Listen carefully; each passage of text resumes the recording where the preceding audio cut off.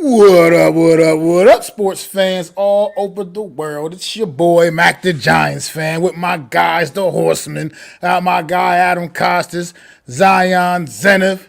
Y'all know NYG Jeffy T is right up here with us always, throwing up them fours. This is the Premium Takes Podcast. Let's go!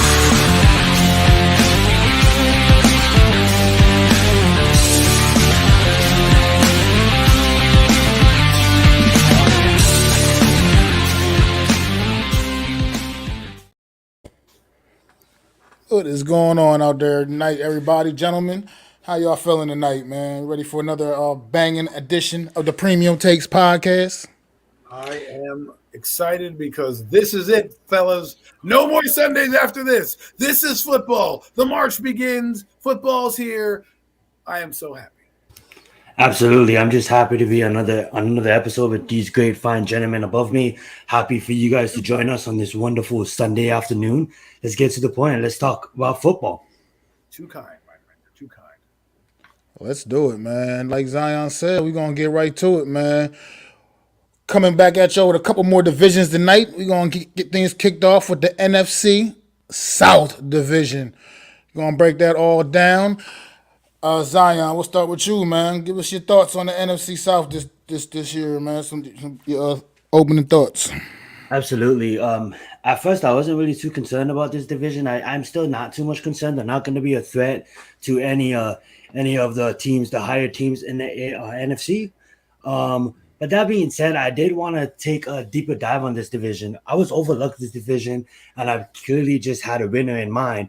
But as I was doing research for the show, I found like, man, these teams are a lot more closer than I had previously projected that they'll be. So let me just turn my pages here. I was just on my my AFC South notes.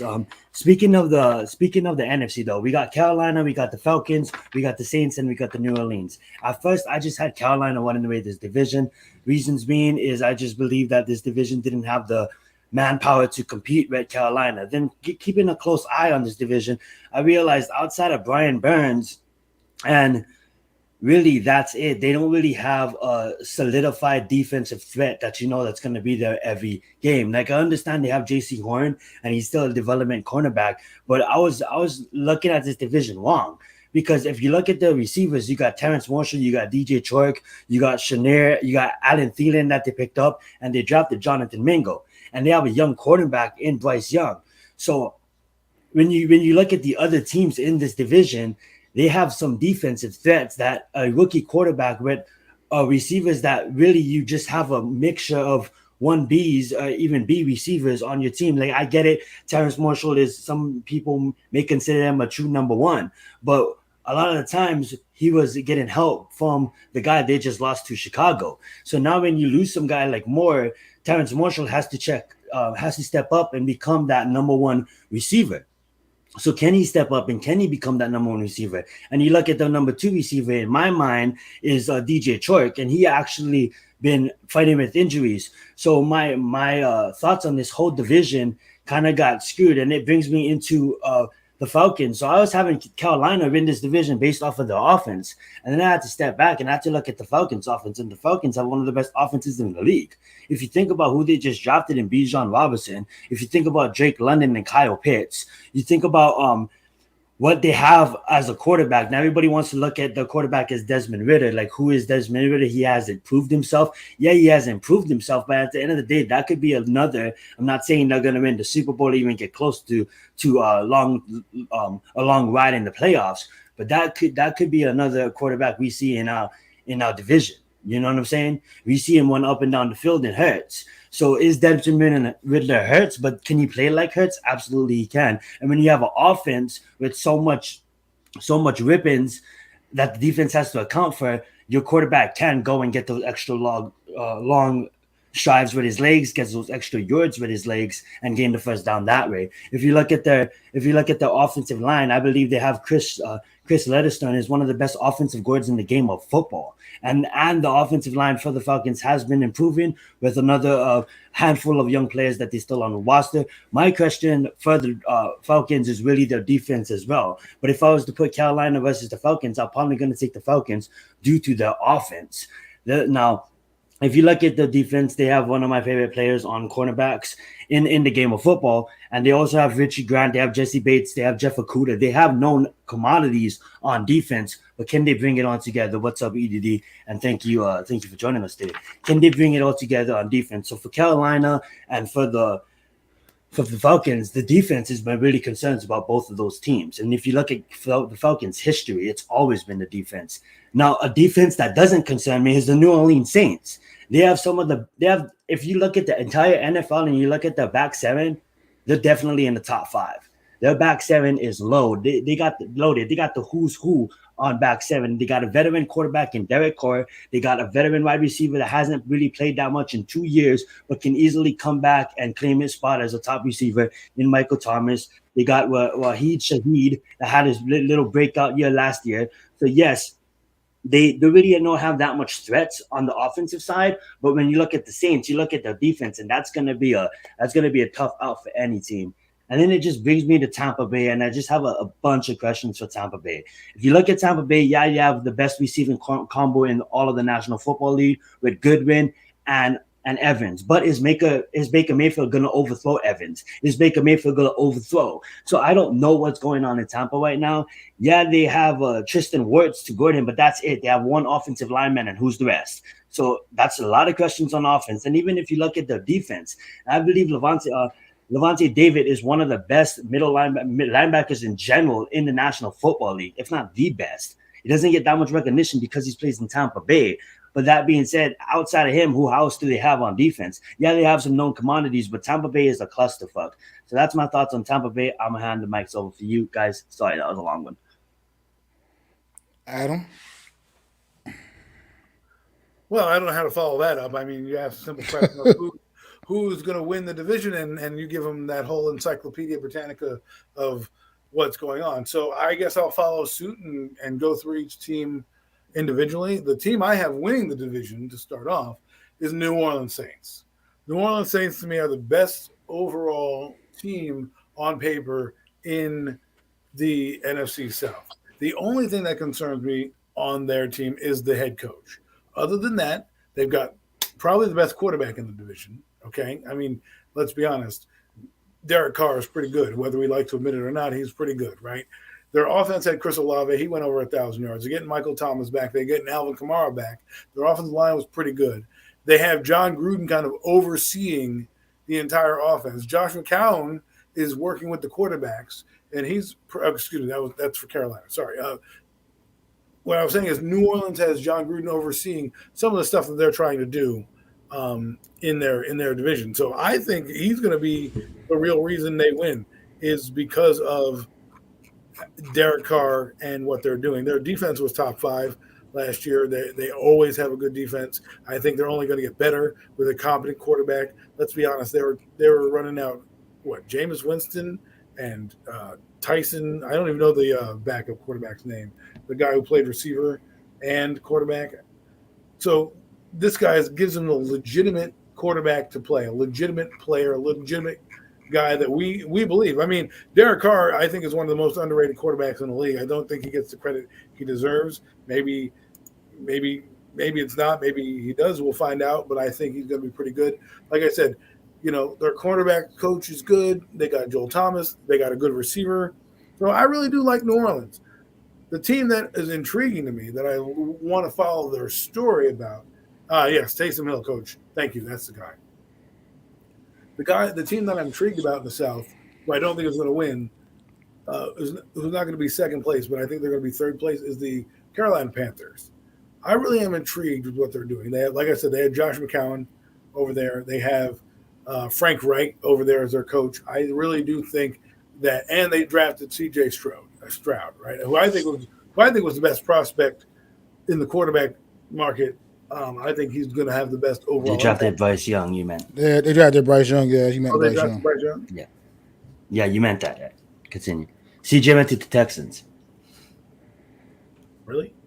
I guess I got this. I guess I got them. You got it mixed up. It's fine. You got them confused. Either way, that's where they need to go. They have a nice quarterback. They have a nice team they can put around him, and they have Andy Dalton, which I know Andy Dalton is not great. I know people don't like Andy Dalton, but for what they're going to be doing in Carolina, it's going to work out for them. At least I believe that. So I'm intrigued to watch them and watch the growth of that team. And see how Bryce Young does, because I think he's going to be the quarterback we think. Look at the last two Alabama quarterbacks. They've done pretty well. So 3 Alabama quarterbacks. They've done pretty well in the league. Let's see what he can do. And I think he's a pretty good prospect, like I said. Now, I don't think he's the top prospect. Obviously, I think he's pretty good, but I don't think he's the top. But we'll see. I think Atlanta's interesting to me because I like Desmond Ridder. So for Atlanta, we'll see what they do. I mean, I don't know if they're going to fire Arthur Smith. After this is over. He said fire Arthur Smith. Coach. Arthur Smith, yeah, the coach. Yeah, no, I'm sorry. Because he did come from Tennessee, and this guy is kind of similar, Britter, to Mariota. I know that's not what Atlanta Falcon fans want to hear after what happened with Mariota, but what I'm saying is that he does the same things. He can run out of the pocket. He had I wouldn't say a great second half of the year, but he was functional. Obviously, they think enough about him where they're letting him be the starting quarterback. So we'll see. They didn't bring anybody else in. And we forget that they also had Kyle Pitts. Right? This team is pretty loaded offensively, and they just got the running back they drafted out of Texas, Bijan Robinson. Okay? So it's going to be a problem. And when you we talk about running backs now. I mean, I know that's a hot topic of conversation right now in the NFL. But this guy was drafted, number 8 overall for a reason. So now we're just going to say he's not going to be a weapon. I think that really does help. As a matter of fact, I think he's the best back probably in the division. I mean, is there anybody on New Orleans? I mean, Alvin Kamara, I guess, but does he do the same things as Bijan Robinson? We are going to find out how good Bijan Robinson is. If he has a Saquon Barkley type of impact where he's rookie of the year, the Falcons could probably be challenging for the division with New Orleans. And then the last team, Tampa Bay, is just an absolute dumpster fire. They have no idea where they're going with quarterback. I hate Todd Bowles. I absolutely think he's a terrible head coach. Defensive coordinator, sign me up. Head coach, don't want him. And there's a few things, the reason I don't want him. One, his decision-making is terrible. That's one of the reasons why I don't like him. 2, he doesn't scream leader to me. He doesn't seem like a guy that's going to rally me when the chips are down. And then lastly, their offense, they didn't invest in the quarterback. Right now they have Kyle Trask and Baker Mayfield. Do we really believe that Baker Mayfield's best shot to me was to stay in LA? That was his best shot. If he had stayed with the Rams, don't surprise me. God, hey, shit show worked better for you. I mean, God, that team is. I wouldn't be surprised if they're fighting for the number 1 pick this year, and they get Caleb Williams as they clean house down in Tampa Bay. Right? Think about that. Tampa Bay, who's been a terrible team for many years. They had that run in the early 2000s, mid 2000s. And then they fell off with Jameis Winston. Then they brought Tom Brady in, and they've been successful.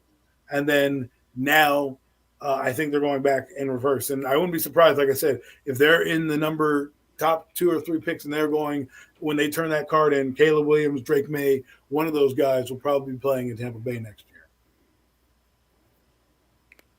Great stuff, man. Great stuff. Both of you guys brought it with your takes. I appreciate that.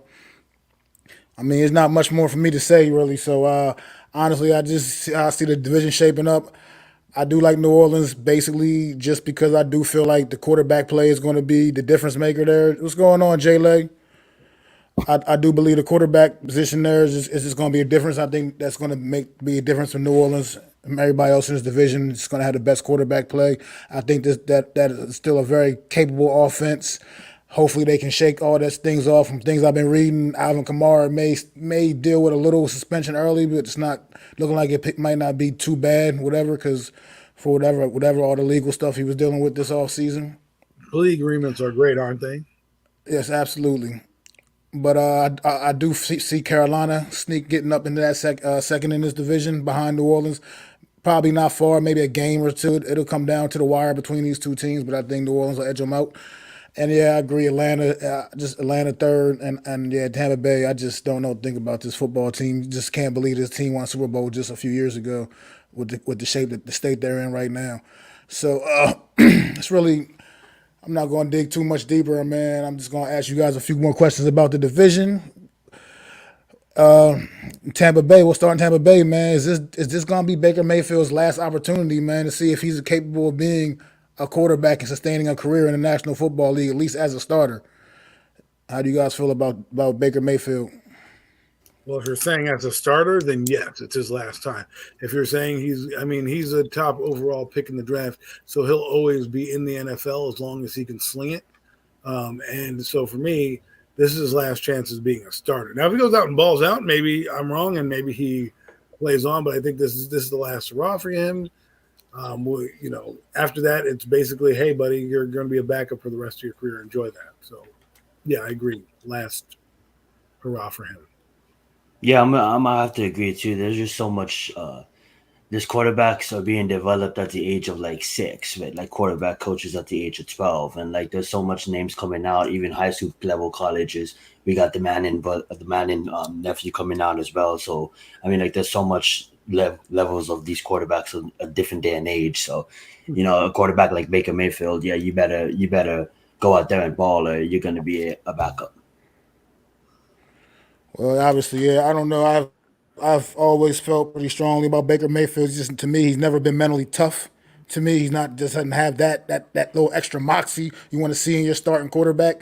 So I just feel like I think this is it. I think honestly, he may go out there and flounder the first few games of the season and lose his job to whoever else Tampa Bay has, because at this point, Baker Mayfield to me may have to accept just being a backup quarterback if he wants to sustain a career in the NFL. I just don't think this guy really has what it takes to be a consistent starter and give you that consistent, strong play that you need from your leader out there on the field. So that's just how I always felt about Baker Mayfield. What a fall from grace, huh?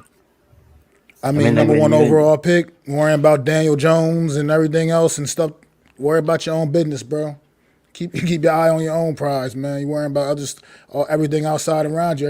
People. Then he can't handle the criticism. People talk about him.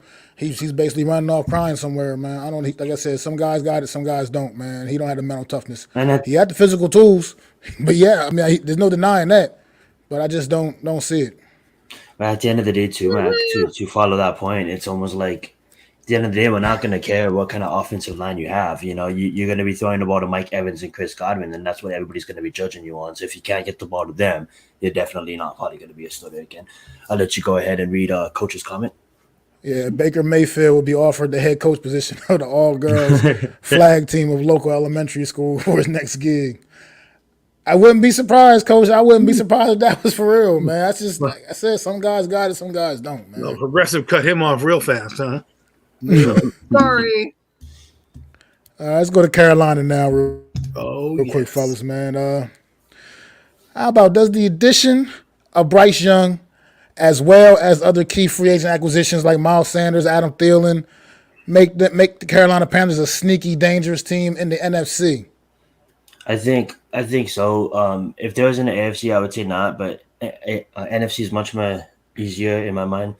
And also just watching the documentaries, the mini documentaries they put on the Carolina's YouTube socials and stuff like that, and just the culture change. You see the whole city, you see all the owners coming out, you see everybody just happy to welcome him, and you just see that shift. It's kind of like, they're finally a team that got their quarterback. Obviously, they had Cam Newton, you know what I'm saying? But it's been a while since they got the guy, you know what I'm saying? So they feel like they got the guy. The whole city is minding about it. You can see the whole shift in the air. Carolina is ready to actually make a statement with him. Does it come in year one? I don't know, but I'm going to say yes. Do I think they're sneaky good? I think defensively they'll be sneaky good. I think offensively they'll be a competent football team out there. Like, we're not going to look at the Carolina Panthers and be like, man, this team. I think they're going to be well coached. I think they're going to go through their growing pains, but I think their defense is going to be pretty fired up. And they have a guy who I think is going to end up fighting for Defensive Player of the Year, and that's Brian Burns. I absolutely love Brian Burns. I think coming out, he was one of my favorite players in 2019 if the Giants decided to trade up for him to get him. I thought he would have been a great looking player in blue. But last year he had a breakout year, and I think he's going to just keep ascending up that ladder. And I think Frank Reich is going to bring stability to this team. Remember, this is the first time in a while he's had a solid quarterback. Remember, he had Andrew Luck. And then all of a sudden, Andrew Luck decided, I don't want to play anymore. And he's been trying to find his guy for a while, and it's been a patchwork.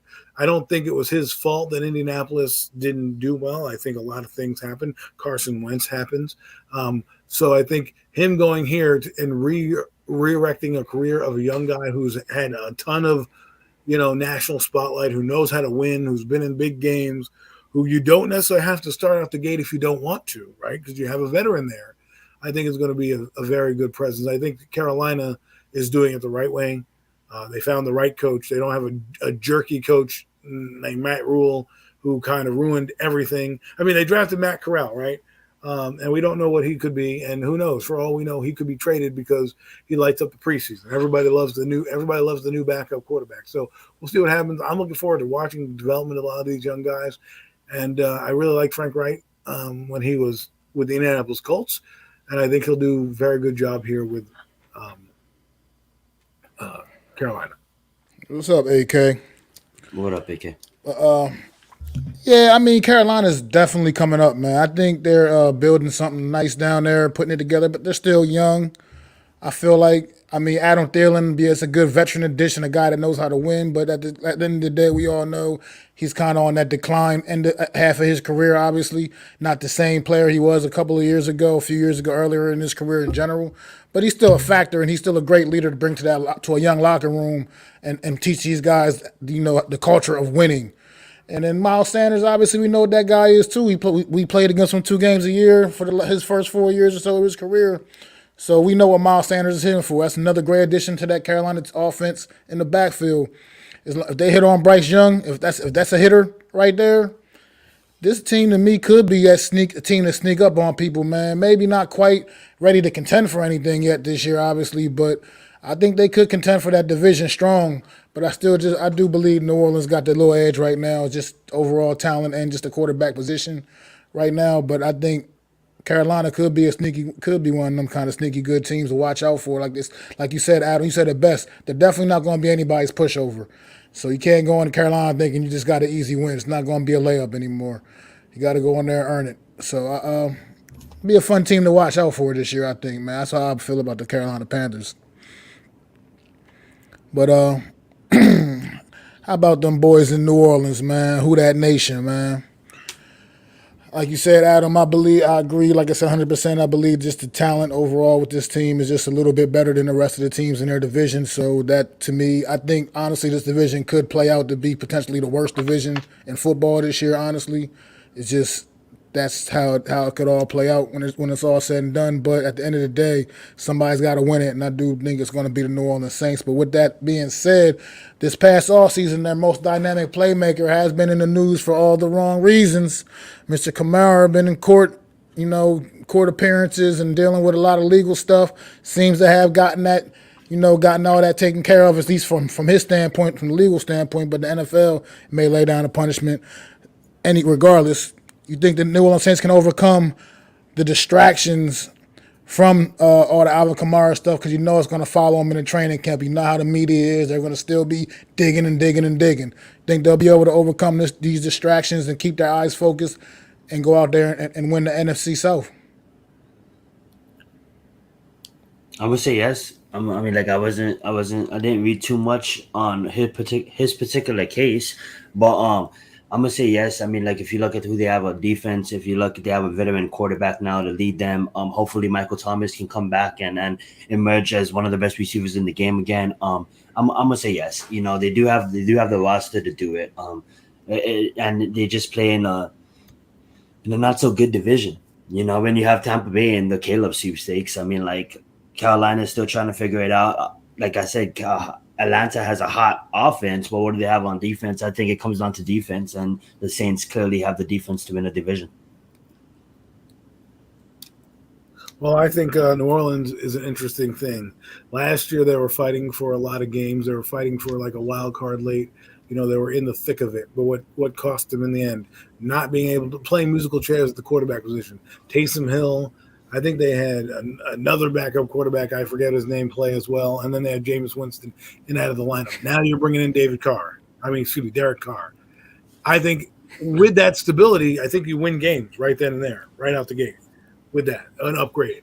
So I think they'll be fine. Will they be competing for a Super Bowl? I have no idea because, you know, the New Orleans Saints are a couple, seasons removed from being a big team.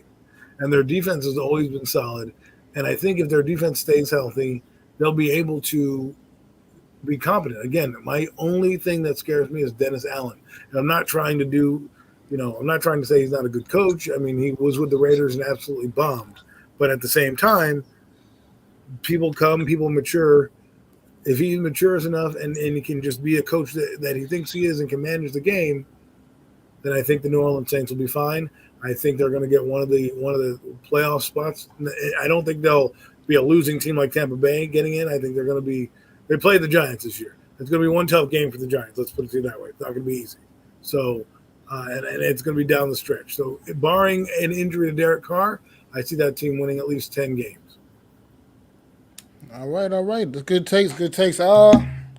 I think it's a lot of veterans in that locker room. They got a good, strong veteran presence, man. And I think that'll be enough to keep that team focused. Like you said, Zion, the weak division, I just don't see any reason why they shouldn't be able, other than like Adam also just ended his thoughts with, and barring injuries, major injuries, I just don't see the New Orleans Saints. I think they will be able to keep focused. I think a good veteran team knows how to weather the storm a little bit with just the randomness that's going to come their way as they enter training camp.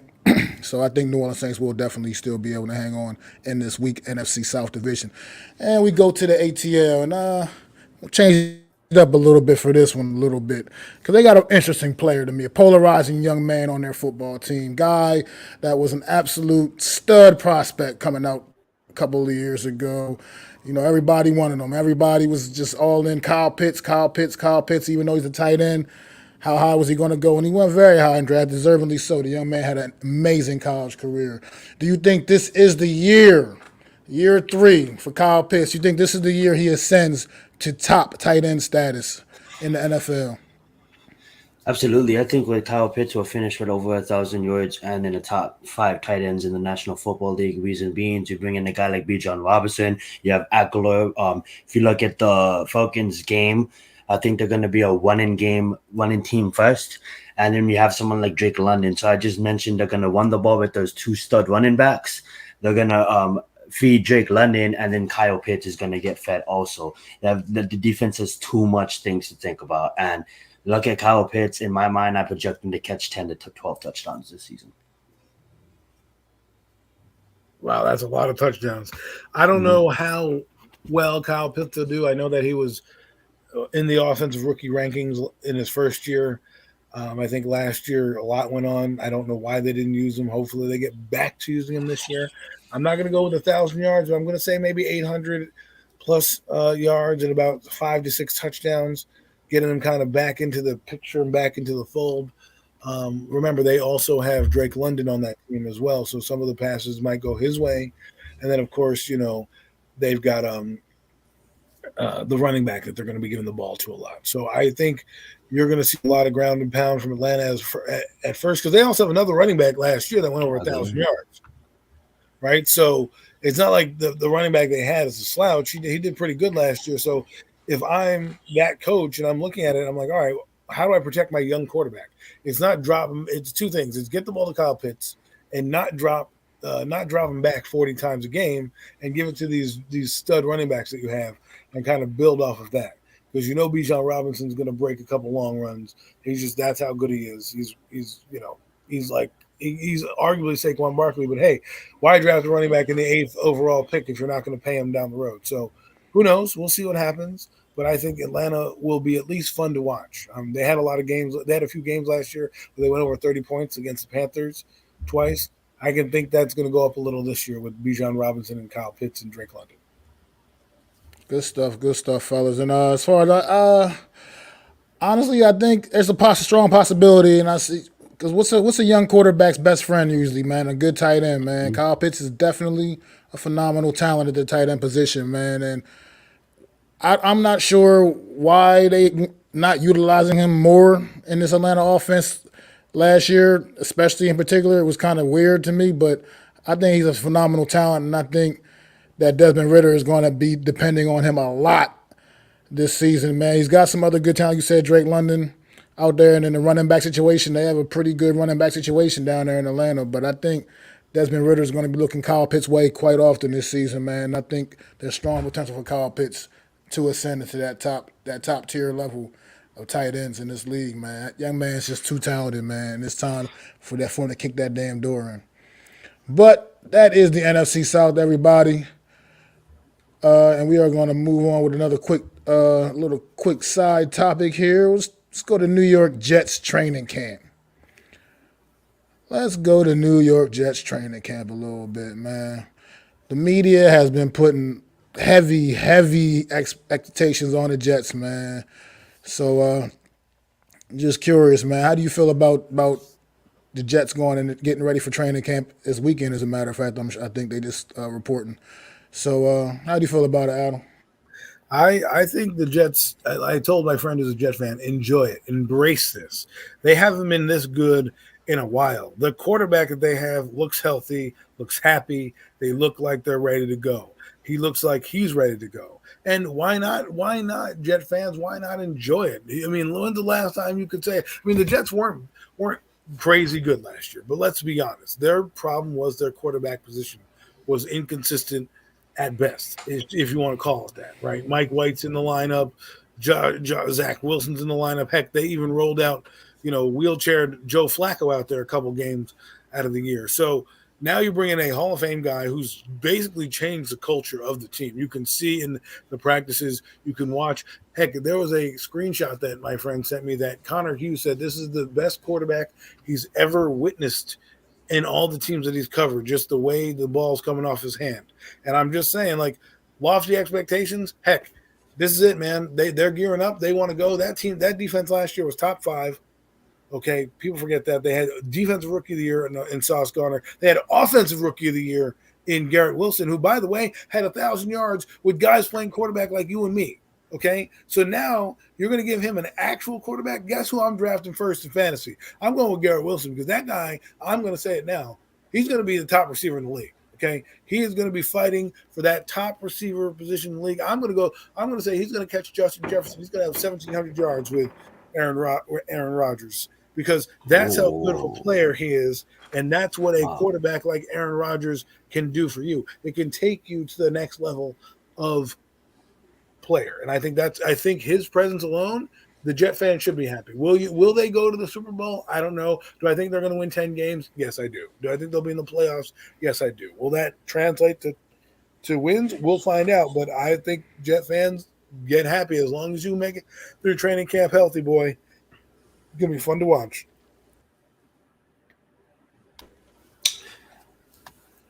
I think the Jets organization are planning for the long ride here. They're training for the long ride. They know what the long ride is. I look back at it and I look at when the media was hyping up the Browns when they got OBJ, the difference since the quarterback was Baker Mayfield. This is Aaron Rodgers. He's the best passer of the football we ever seen.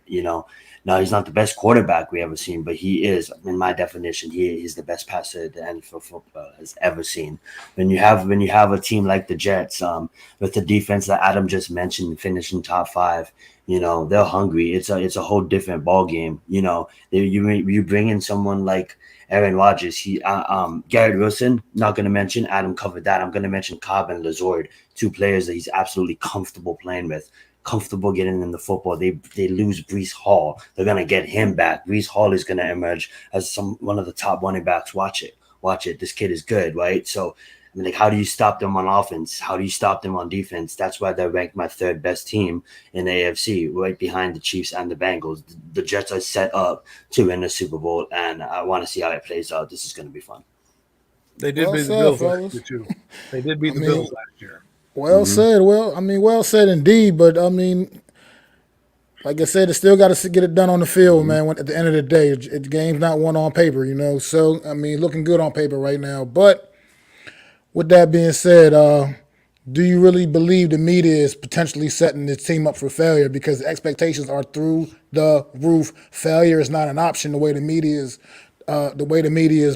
is boosting up this football team. So failure is not an option, and they are in New York, and they are in New York, a New York sports franchise. And is the media setting this team up for failure, potential failure? I wouldn't say it, because I would say Aaron Rodgers embraced it since day one.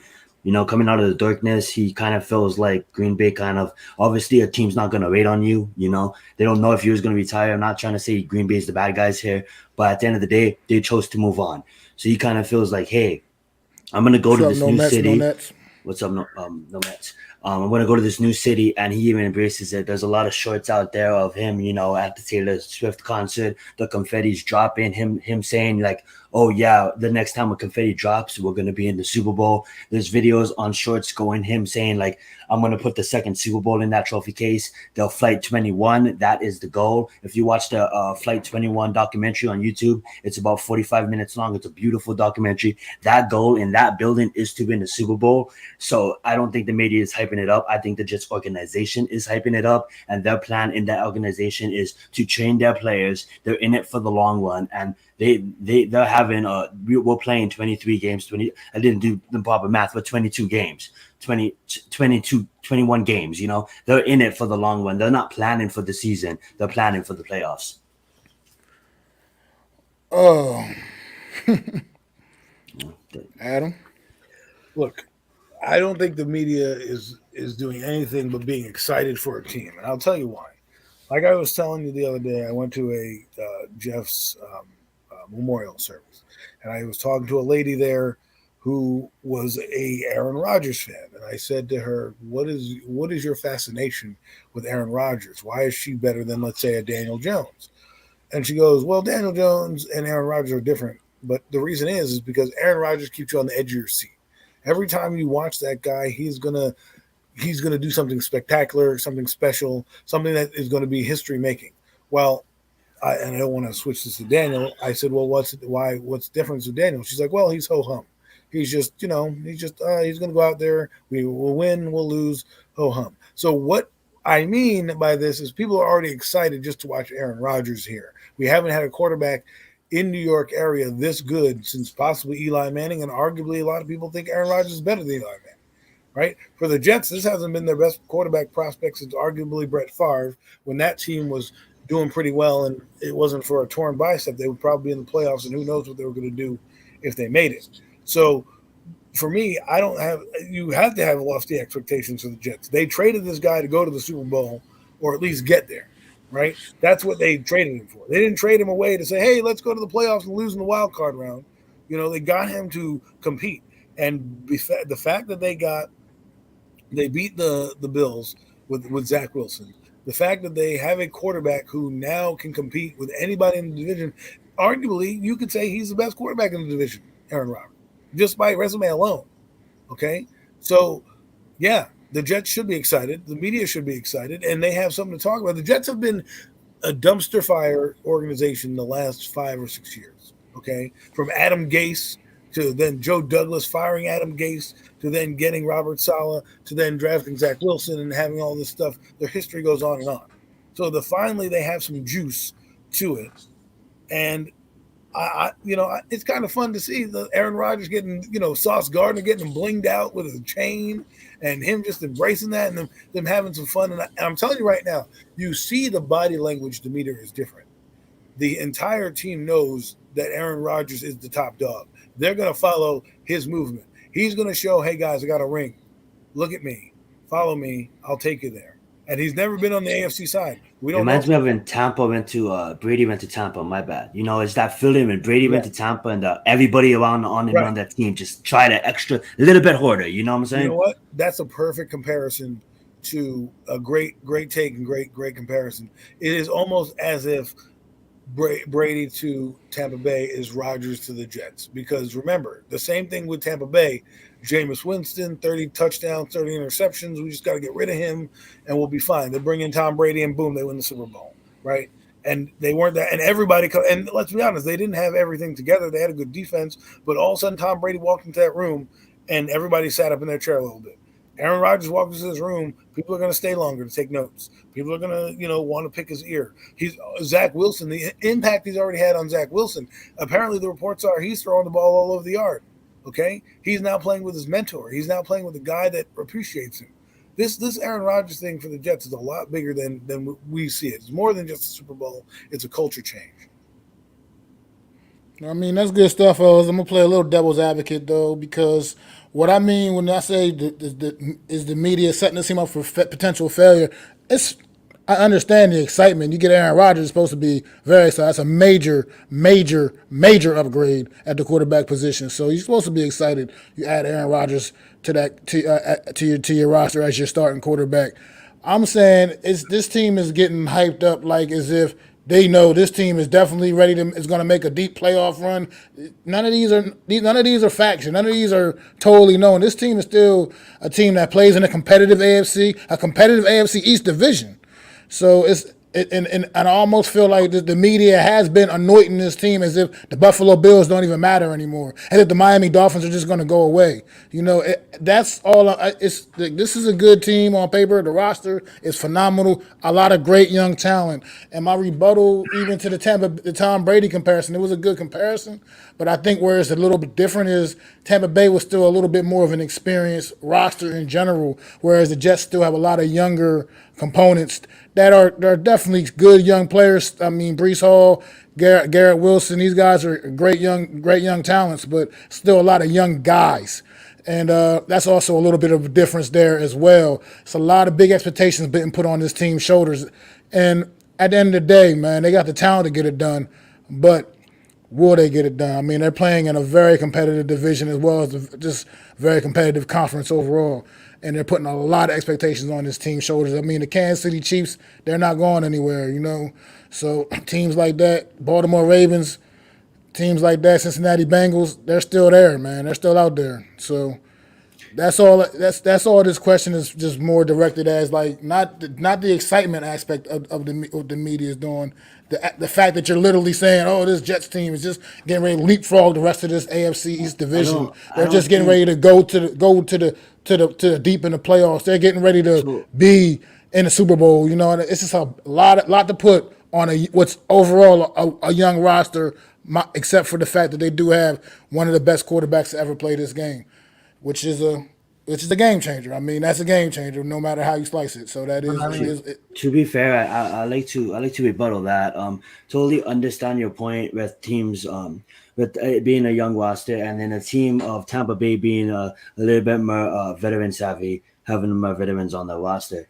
But that being said, this is a team that just like literally would have been in the playoffs, but they lost their key contributor last season due to an injury because Breece Hall was basically breaking records there before he got hurt. Then you have to look at it too. This is a team that literally is just won, like Adam mentioned, offensive and defensive rookie of the year. That's automatically a culture change.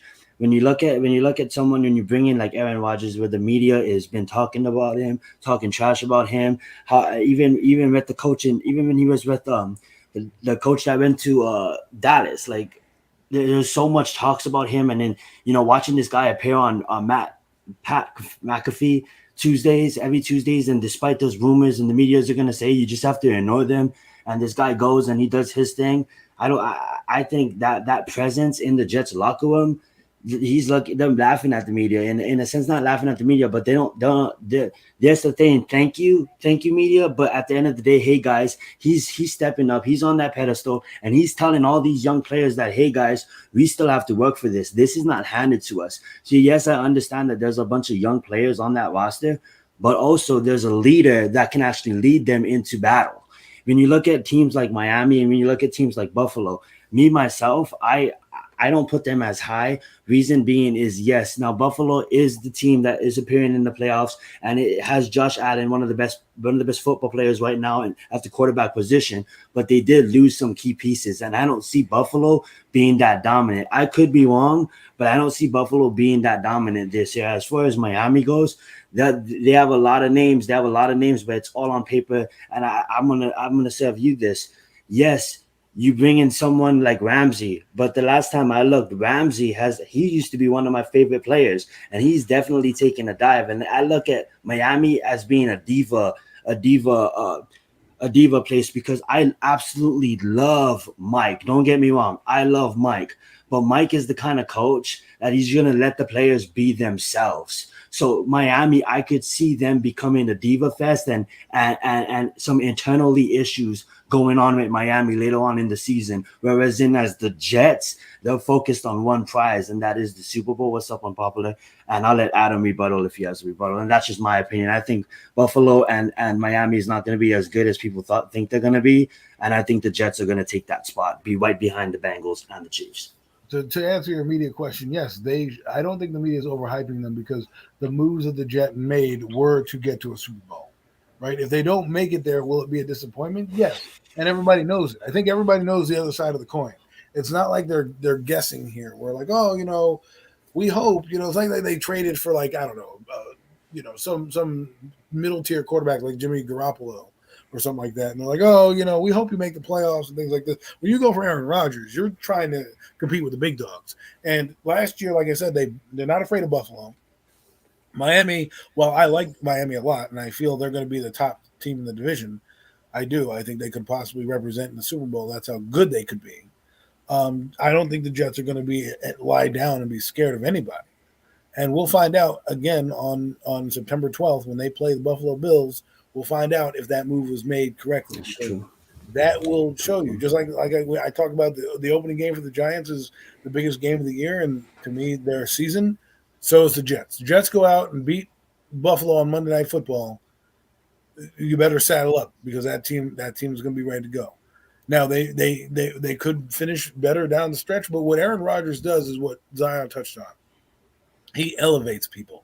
He elevates the defense. He elevates the offense just by his mere presence alone. The defense gets to now go out there and be like, yo, we can actually have a 3-and-out and know that we might be able to sit down and have some Gatorade and not turn around automatically after that. Hey, kid. Hold on one second. Sorry. So he brings that out of everybody, right? So if I'm a defensive player, I don't have to worry about, hey, I'm going to have to get up. I can't enjoy my Gatorade. As for the offensive line, they're getting a lot of guys back. Vera Tucker, they're getting back. They got their center that's playing well. They have Dwayne Brown. They have DeBrickashaw Ferguson. They got a lot of competition there. So we'll see what happens with the Jets offensive line. They made it work last year. I don't think they're not going to make it work this year. And let's be honest, the offense, they know, right? They know the offense. Daniel Hackett knows the offense. So I think it's going to be an easier transition, I think, than most people think. Sorry about that, Mike. All right. One more quick one, and try to keep this one a little bit, just real quick, little fun question here. I mean, do you possibly see, Jets did come off a pretty good year last year overall, even though they came short of the playoffs. Got a lot of great young talent out there. As a matter of fact, offensive defensive rookie of the year, respectively, from the Jets last year, Garrett Wilson, Sauce Gardner. Do you see any real potential for a sophomore slump from either one of these guys? I say no. There's certain things that Sauce did. Like, this guy didn't give up a touchdown in Cincinnati his senior year. Then he comes into the league and he emerges as one of the top cornerbacks. That is evolution. That's not a fluke. There's no reason why he's a defensive rookie of the year. That wasn't a fluke. It was because he's a skilled player. So to answer that question, I'm gonna say Sauce is gonna continue to rise. He's going to be continued. People are ranking Sauce as the best cornerback in the game right now. Me personally, I don't put him there. He's still young. I put him in my top 5, but he's not number 1 in my mind. But people already put him as number 1, and I think there's not going to be a slump from him. And as for Garrett Wilson, I mean, like, he has Aaron Rodgers throwing him the football. So despite injuries, I'm going to answer no. I think both players are going to show that they're capable of the National Football League. I think Sauce Gardner proved to you that he can play in this league. We'll see if he can keep that up. It's hard to be defensive. Yeah, he might not be having like that big season, but he's definitely going to be a good cornerback. But the fact that you're picked in the top 10, top 5, and you come out and you're defensive rookie of the year, that's a lot. That's a lot. We would have loved. We would be drooling over Kayvon Thibodeau if Kayvon Thibodeau were defensive player of the year. Okay, so Sauce Gardner's our number 1. We'll see what happens, in the back end. But I don't think I think he's going to maintain, and we'll find out if he does, right? If he's that good, they're not going to throw it to his side. So I know people are going to look at his numbers and be like, he doesn't have great numbers, but when you're that good of a corner, they may throw it to the other side. So I think he's going to be good. Will he be defensive player of the year good? I don't know, but will he be a good player out the gate? I don't think the talent just falls off that quickly. It's hard to play in the NFL. It's hard to play corner in the NFL. And the fact that this guy was NFL Defensive Rookie of the Year, I think the Jets have a lot to look forward to with this guy. Yeah, to answer unpopular opinions, now I believe Sauce Gardner ranking last year finished as the best cornerback. But when I look at cornerbacks, I don't look at them like, if you're asking me who's the best cornerback in the game right now, I would say Sauce Gardner played the best football. But when I look at my best cornerbacks, it's hard to choose. I just look at resumes. I still have someone like Patrick Surtain. I still have Marshawn Latimer, even though he fell off. I still have White over in Buffalo. I have a lot of cornerbacks that I feel when you put up their resume and you stack it up, you give Sauce Gardner a couple of seasons, and you have my favorite cornerback will probably be Jair Alexander out of Green Bay. He's probably my number 1 right now, because if you look at every single season, this guy is boom, boom, boom. And Sauce Gardner is getting to Alexander's level. He's going to get to I don't know why I'm missing his name right now, but homie in Atlanta. Homie in Atlanta is not I would say homie in Atlanta, Sauce Gardner can pass him because he kind of stepped back, but he's still young too. I forget his name. I forget the cornerback I'm thinking of that plays for Atlanta. But right now, if I have to put me on the spot right now, Jair Alexander out of Green Bay is going to be my number 1. That's a good one.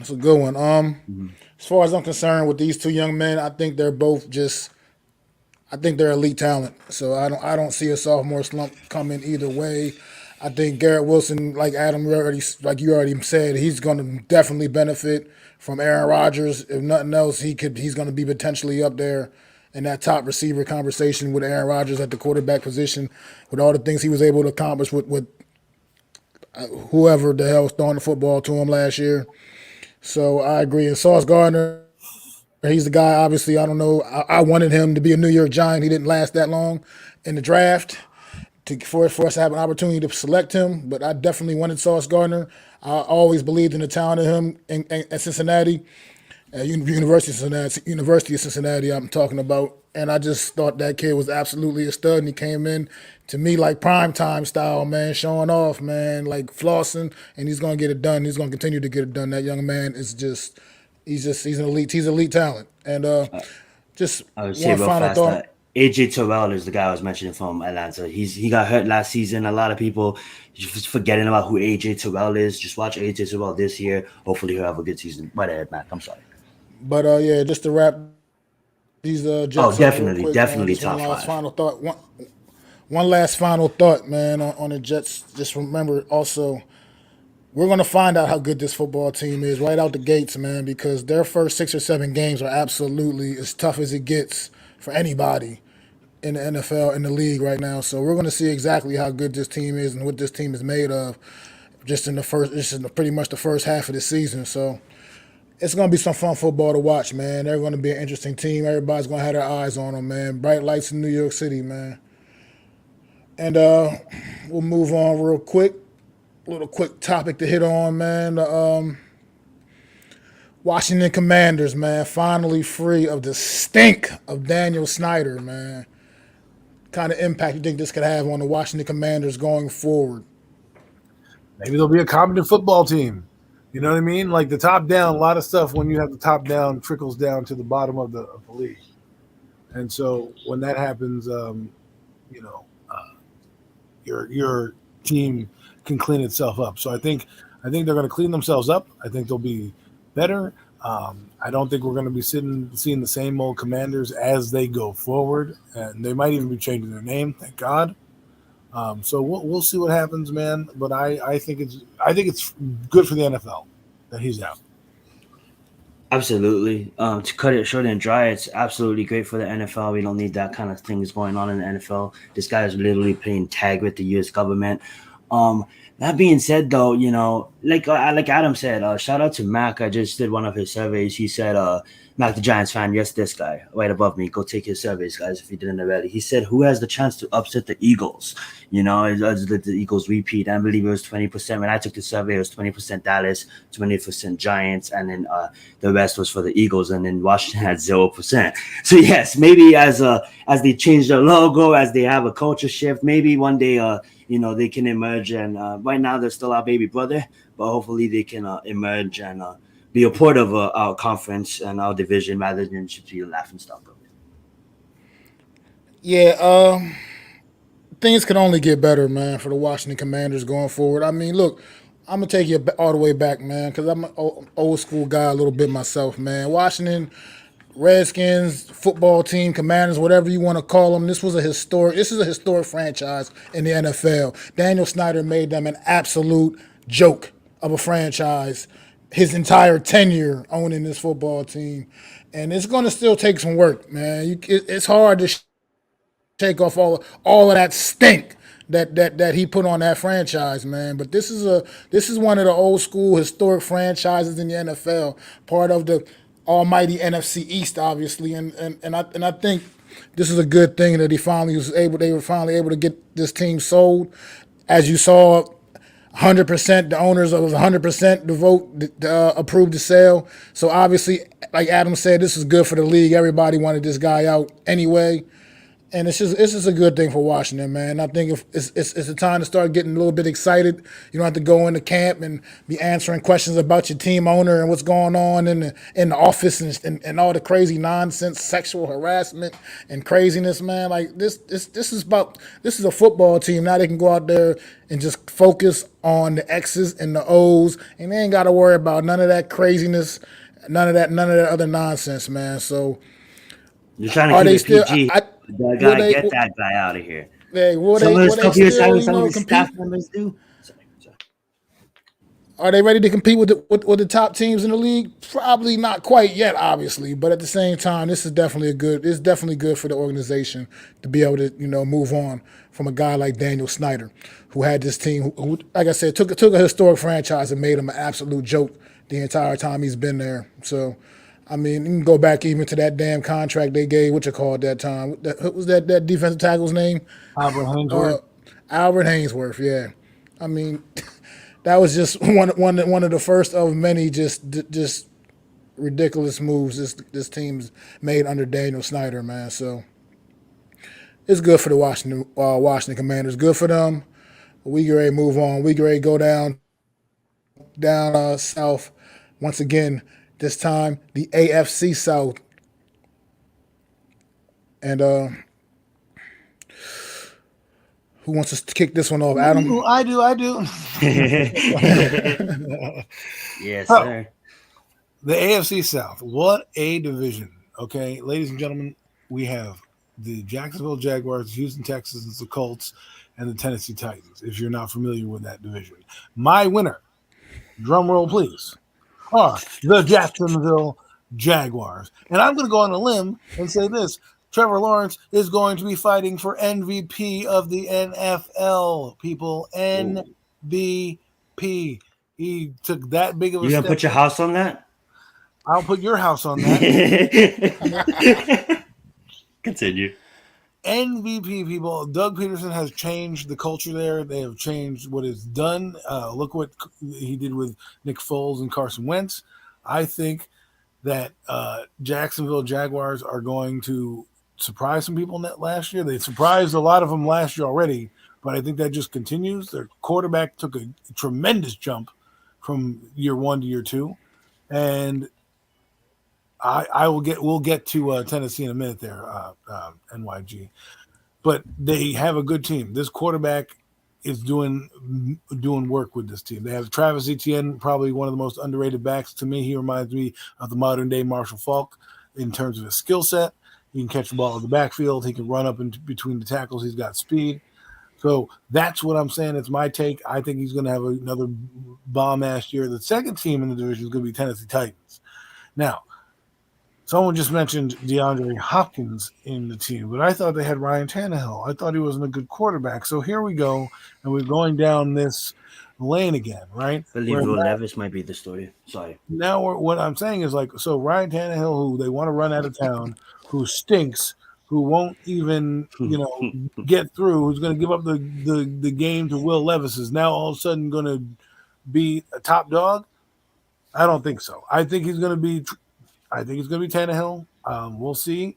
I mean, remember, DeAndre Hopkins was in Arizona. Didn't make Kyler Murray that much better. I mean, Kyler Murray had mediocre stats. I mean, if Ryan Tannehill plays like Ryan Tannehill, the Tennessee Titans might be okay. I mean, and what are we talking about here? Well, Adam, he played pretty well when he had A.J. Brown and those guys, but he wasn't, a top quarterback in the league. It was maybe top 15.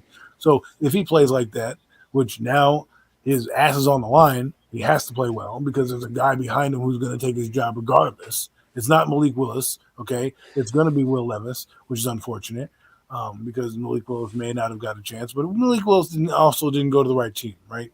So that's a story for another day. But Tennessee, I think, is still going to be scrappy. But I think Jacksonville did enough to win that division, so I think I'm going to pick them. Going to Houston. Houston's intriguing because I like DeMeco Ryans. But is DeMeco Ryans because here's the thing. Defensive coordinators that become head coaches are getting the raw deal in the NFL. They're not normally picked. They want the offensive guy, especially with a young quarterback, right? They want an offensive guy to come in. So for me, I'm looking forward to seeing what DeMeco Ryans can do and how he grooms his young quarterback, C.J. Stroud, and see what he does. Because I think if you bring in the right offensive coordinator, you can bring in. Don't need to be the defensive coordinator stigma doesn't have to stay there, right? And he has Bobby Sloak, who's his offensive coordinator, first timer. So we'll see what he can do. He came from the 49ers. So, he was a pass game coordinator, and you saw what he did with those quarterbacks. So he's going to basically help CJ Stroud out, and we'll see if this is a good move. Defensively, I'm going to love it. And like I said, I don't know how it's going to pan out. Let's hope they give him a chance.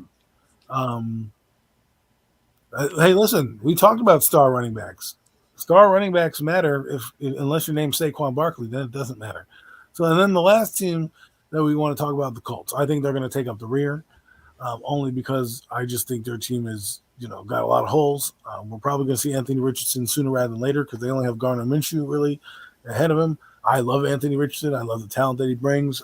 I did not want him to go to the Colts just because I don't think their owner, who we talk about Dan Snyder being a weird owner, Jim Irsay ain't that much better for the Indianapolis Colts. However, we'll see what happens with Anthony Richardson. I'm looking forward to seeing him play some games this year and be fun to watch. The last two teams, Houston and the Indianapolis Colts, you're just watching them to see how the young quarterbacks are developing. Tennessee and Jacksonville are going to be fighting for the division. I just think Jacksonville has a better quarterback than Tennessee, and I think that's what's going to eventually rise to the top. I love that. Great stuff. I'm going to go from the bottom up, but I absolutely have it in pretty much the same order. You look at a team like the Colts, it's going to be a fun watch. They did get Anthony Richardson, but at the end of the day, they got question marks on defense. Like, I couldn't even name them 5 defensive players like that I really know without lying to you guys. They got Shaq Leonard, they got Creedy Perry, I believe, if they still do. But outside of that, I mean, like, I really couldn't tell you who they got on defense. When you look at the receivers, who's going to be throwing him the football or who's going to be throwing the football to? I believe Pittman is probably the number 1 receiver. They got Isaiah McKenzie. They drafted Josh Downs. Outside of that, they still got Jonathan Taylor, but it's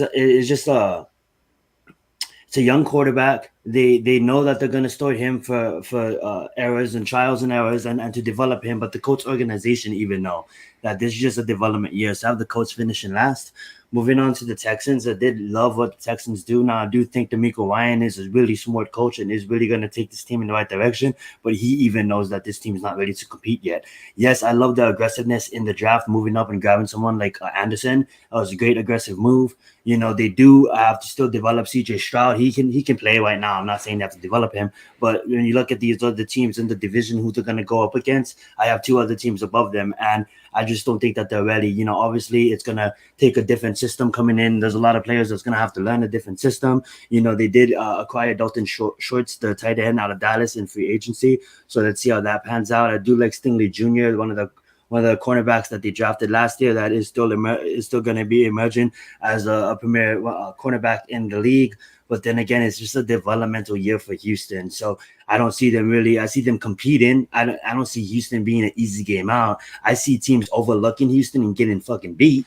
Houston's gonna beat you if you overlook them, but they're not gonna be ready to compete. So that's why I have them finishing third. I have Tennessee finishing second just because of experience. You know, and you bring in someone like when you bring in someone like Hopkins. Now I know we don't know what the questions is going to be at the quarterback position, but at the end of the day, you still have King Henry. You bring in someone like Hopkins. Now you have Hopkins and Henry playing on the same damn team. You know, they did lose some key pieces on the offensive line, but they did grab Peter in the draft. So, you know, they did fill some holes there. A lot of young guys on the offensive line still to develop. Questions on defense, but I think they're my experienced team. So I'm going to have Tennessee probably finishing second. Getting to my number one team in the division, based on who their coach is, I mean, like, and what they did last year. And that's not only based on what they did against the Chargers. You guys don't have to waste your time, but if you rewind it by 1 year and go back to my channel on one of our Premium Takes episodes, I told you guys, Premium Takes family to watch out for Jacksonville, and though did they sneak their way into the playoffs. And once again, I'm going to let you guys know that Jacksonville is ready to compete. Kelvin Ridley is going to be playing football with them. They still have Evan Ingram. They have Christian Kirk. They still have Zay Jones. So they still have the core pieces that was there. You know, now they're getting Calvin Ridley that they really acquired last year but couldn't play due to reasons. So now he's actually going to play. They have still have Devin Lloyd that they're still developing, a great middle linebacker. They have a lot of good pieces on defense, and they have Trayvon Walker. You know, he's going to be in the second season. Their defense is loaded if you really look at it, and the coach is a Super Bowl winning coach. So I have Jacksonville 1-2 in this division. Go ahead, Mac. Yeah, I agree with a lot of what you guys both have been putting out there, man. I got Jacksonville at the top of this division as well, just because I believe you look at the rosters in this division, I believe they definitely have the best one out of all four teams in this division right now. They are definitely the one team that's ready to compete with some of the upper teams in the AFC conference, I believe. And as far as looking down Tennessee, man, Tennessee is a team that you got to watch out for, though, man. And you add DeAndre Hopkins back into the mix, man, back in the mix with this football team. Derrick Henry is still out there, and now you can't just load that box up. So that's going to open up possibly some running lanes for Derrick Henry as well, a little bit more, open some things up for him, will make it a little bit easier. So I don't know, man. Tennessee you can still watch out for, but I still believe Jacksonville just has a little too much talent. This is where I disagree with you guys a little bit. I believe the Colts will be coming up in third place in this division still. I just think that I think they got a sneaky good defense on the low that people kind of sleep on. You know what I mean? I sleep on that. Yeah, facts on that. And I just believe that we're going to get Anthony Richardson sooner rather than later, man. I just don't see them going the distance with Gardner Minshew. I believe we're going to get Anthony Richardson sooner than later, and I think this kid's going to come in and make some things happen. And Houston is, to me, they're still a couple of strong drafts away from being truly, truly competitive. You know, I believe they're building it right. They are building it right. You know what I mean? Like Darryl Stingley Jr. from a year ago, he had a strong rookie campaign. People don't talk about it enough, in my opinion. And then Dameon Pierce, obviously know what that kid was doing last year at the running back position as a rookie. Definitely was in the mix for a rookie of the year, offensive rookie of the year for at least most of the season, at least. And then just what they added this year, I mean, C.J. Stroud, and Will Anderson, man. Like those are two heavy hit. Those are two big time picks. And if they both pan out, and you got those guys number 2, number 3 overall in the draft, and you hit on both of those, that's winning right there. So they're still so young and still so many things to figure out that they're still not quite ready yet. But at the same time, they're building things up the right way, and they're not going to be easy out. They're going to make you have to earn it down to Houston as well, man. But at the same time, they got still a lot of work to do in this division. It's kind of weak, but at the same time, it's not. I don't see them leapfrogging anybody quite yet. But we'll see, man, how it pans out with these guys, man. So that's how I got Jacksonville, Tennessee, Indianapolis, and then Houston, man. And as far as in the AFC South, man, start with the Houston Texans, man. Like with the addition of, like I said, C.J. Stroud and Will Anderson, do you see this team being ready? Do you guys see this team being ready to potentially compete down there in the AFC South division? I'm gonna say ready to compete in their division, but among these teams, but not ready to compete. Yes, so I'm gonna say they're ready to compete because if you really think about it, like I don't know about you guys, but it's like we all kind of like, yes, I know that we all kind of picked Jacksonville, but if you really think about it, like we all kind of picked Jacksonville, but not like by a landslide. If you really think about it, they're the more put together team. They have the super winning coach, but if you still look at the division, it's still possible ways that the coach with Anthony Richardson could beat Jacksonville on any given Sunday. It's still the National Football League, so I'm gonna say they're ready to compete in their division. Will they win the division? Probably not, but I just think with D'Amico Ryan, that just adds a different. I know I shouldn't do that, but I don't look at them the same now because of like I just think that was a really good hire by them. I really do. And with the draft that they just had, like they're gonna compete and rebuild at the same time. I look at it kind of like what we did. We competed and rebuilt at the same time. We're still rebuilding, you know what I'm saying? So that's what I think. They're ready to compete in their division. I know I repeated that like 5 times, but as far as like, the AFC as a whole, yeah, not ready yet. I don't think they're ready yet. I think they'll be fun to watch as you watch the development. But unless C.J. Stroud and Will Anderson become rookie and offensive rookie of the year, defensive rookie of the year, I don't think you're going to see that team doing much than kind of, getting a top 5 draft pick. And that's not a bad thing. That's a thing that says right now we don't have talent. They basically have nothing on there. I mean, the receivers are John Minchie, Nico Collins, and Robert Woods. That's the receivers. Right. Well, I mean, they have a lot of other guys as well coming. They have Tank Daniels as well. They just got, they got Xavier Hutchinson, who's not bad. Amari Rodgers, a lot of guys. Well, not really household names outside. Right, and Nico Collins, they've got guys that are going to compete. What I'm saying is, like, defensively, they have Jalen Petrie, who is one of the best rookie safeties in the league. I think they're going to be competitive. I think they're being like what our expectations were last year. We were like, hey, can this team be competent? Can this team line up? Yeah. Can this team, get out of their own way? Right? Those are the basics I want to see out of the Houston Texans.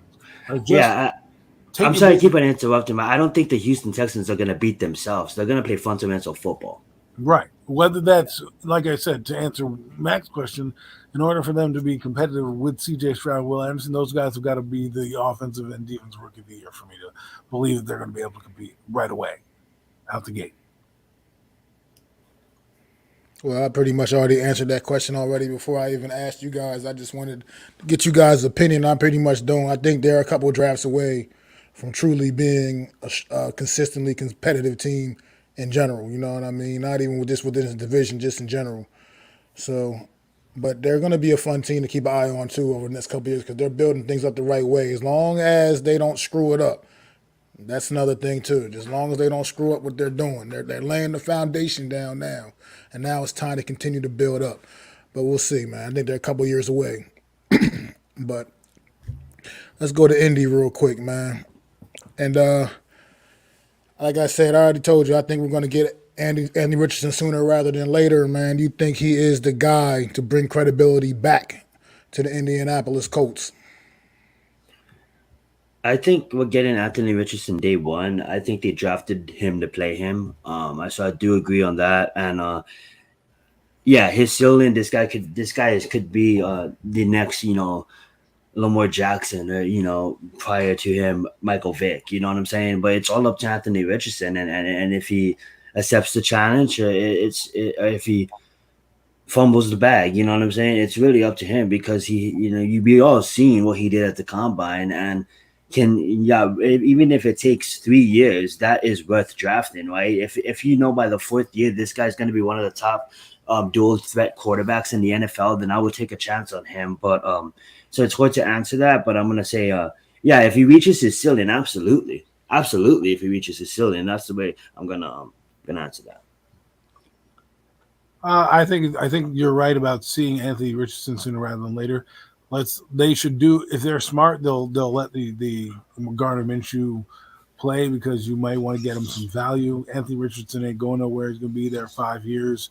The more he can sit and learn and prepare the game. Because what happens with a lot of these teams that we forget is they put the kid in early, he loses confidence, the team was shitty, and then we're talking about another busted draft pick, right?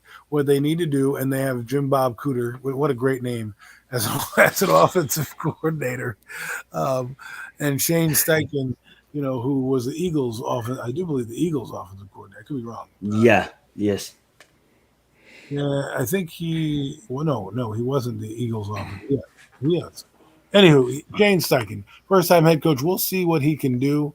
Like I said, he's the offensive coordinator of the Eagles last year, and he helped develop Jalen Hurst. So we'll see what he can do out the gate. That's why I think Gardner Minshew has a chance to be the starter, because Gardner Minshew, guess where he came from? He came from the Eagles. He knows the offense. He's going to have an advantage over Anthony Richardson. So while I want to see Anthony Richardson out the gate, and I'm sure many Colts fans want to do the same, I think that we're going to see Gardner Minshew to start, and then as the season falls apart, they're going to put the kid in. Good stuff, fellas. For me personally, we call this the Premium Takes podcast, right? This is what we call this show. Yes. Well, here goes your premium take, hot take. Anthony Richardson will be the offensive rookie of the year. He will take over. He will take over that Colts offense, and he will soar. For some reason, people just love doubting this kid. Seem to keep doubting this kid, thinking he's just not the guy. It's not going to work out. For people even already say that he's going to be a bust. Like, how are you making that prediction? The kid ain't played a down in the NFL yet. Like, this kid, to me, he's the real deal, man. He's a hard worker. He's going to put that work in. And you're right. I don't necessarily need to see him week one necessarily out there. Let him sit for a couple games. Let Gardner Minshew, go out take the lumps for a couple weeks, first couple weeks of the season. But at the end of the day, I think Richardson's going to come in there and he's going to take that job and he's going to soar with it. And I think he's going to be Offensive Rookie of the Year when it's all said and done. I just see that potential. I see that written all over this kid right now, man. I love what he brings to the table, man. I think that was a great pick for the Indianapolis Colts. I love AR-15. Did you see that video, Mac, where they had like a little conference for all like the high draft for all different teams too, all high draft picks and stuff, and all these high draft picks came out, and then they had their little seminar thing, and then they all left, and then Anthony Richardson stayed behind and started picking up trash. Just shows what kind of person he is. There was definitely no question about the kid's character at all anyway whatsoever. So I just think he's going to come in and be a star because people just keep doubting him. So even though he was still a high draft pick, he's still coming in with with the chip on his shoulder, man. So at the end of the day, I just see him putting it down. And him and Jonathan Taylor in that Colts backfield, that's a scary thing, man. Well, with Shane Steichen running that RPO offense, they're going to be running the RPO. That's what absolutely. And that's what excelled with the Eagles. Absolutely. And don't be surprised to see even if Gardner Minshew starting the first couple of weeks or even the first month of the damn season. Don't be surprised that you're going to see packages where Anthony Richardson's on that field because you got to utilize a weapon like that. You just don't have him just sitting on your sideline wasting away regardless. So unpopular doesn't trust anything. It's like, I don't trust him yet. The Jaguars, I don't trust him yet. You know what I mean? I just laugh because it's like you don't trust anything, man. Like you got this is what it's about. Just taking a risk to see. You know, you're not doing. We'll see, man. You're not We'll see. blindly. Hey, catch me. You know? We'll see, man. But let's go to Tennessee now, fellas, man. There's the addition they added hot free agent DeAndre Hopkins, man, wide receiver to the mix. He's maybe not quite the same guy, but he's still a phenomenal talent, man. And they asked, so the Tennessee Titans, does the addition of DeAndre Hopkins give life back to their Tennessee Titans offense, man? I don't trust him. No, I'm just kidding. Does it give life to the offense? I think what you're going to see is I think you're going to see. I think you're going to see the Tennessee Titans of like old when they had AJ Brown. I think DeAndre Hopkins is still doing it. Like he still has some talent. It's not like Julio Jones last year, but I don't think you're going to see that much more than you saw last year. I think you're going to go back to running the football with Derrick Henry. You're going to hope that Tannehill gets his head out of his ass, right? But will Tannehill win the games? I don't know, because the thing is, DeAndre Hopkins was in Arizona, and they didn't do damn dare bupkis, and they have the same kind of quarterback there. Kyler Murray, kind of middle of the road kind of quarterback, and they didn't even win a playoff game. So DeAndre Hopkins, I hope they use him, and I hope that he gets burned, and let's hope he doesn't get popped for another PEDs because he will be out for the year. So we'll see what happens, man. I'm excited to see it, but it's Ryan Tannehill that we're talking about here. Everyone hates that guy, and now you're going to tell me that now that DeAndre Hopkins is here, all of a sudden that's going to change who he is? We'll see. I think I love your point on that, Adam, but I think you're trying to not trying to. I think it's I think what it is it's not Ryan Tannehill. People's loving the move because it frees up Derrick Henry. I think that's what people's loving the move for. And getting back to the Cardinals organization, when D-Hop came back off of his suspension, he totally put that team on his back for the first couple of weeks. And then he's trying to be in the middle of this whole battle between the head coach and the quarterback. So he's just trying to come back and play football. So what I think we're going to see is he's done with that whole Cardinals mess that was the Cardinals. He's going to come back. He's going to have a full season now. And he's going to emerge as one of the best wide receivers that we know he can be. With Derrick Henry there, that's the question where I do agree on you, where it comes down to who's going to be the quarterback. Is Ryan Tannehill going to be throwing in the football?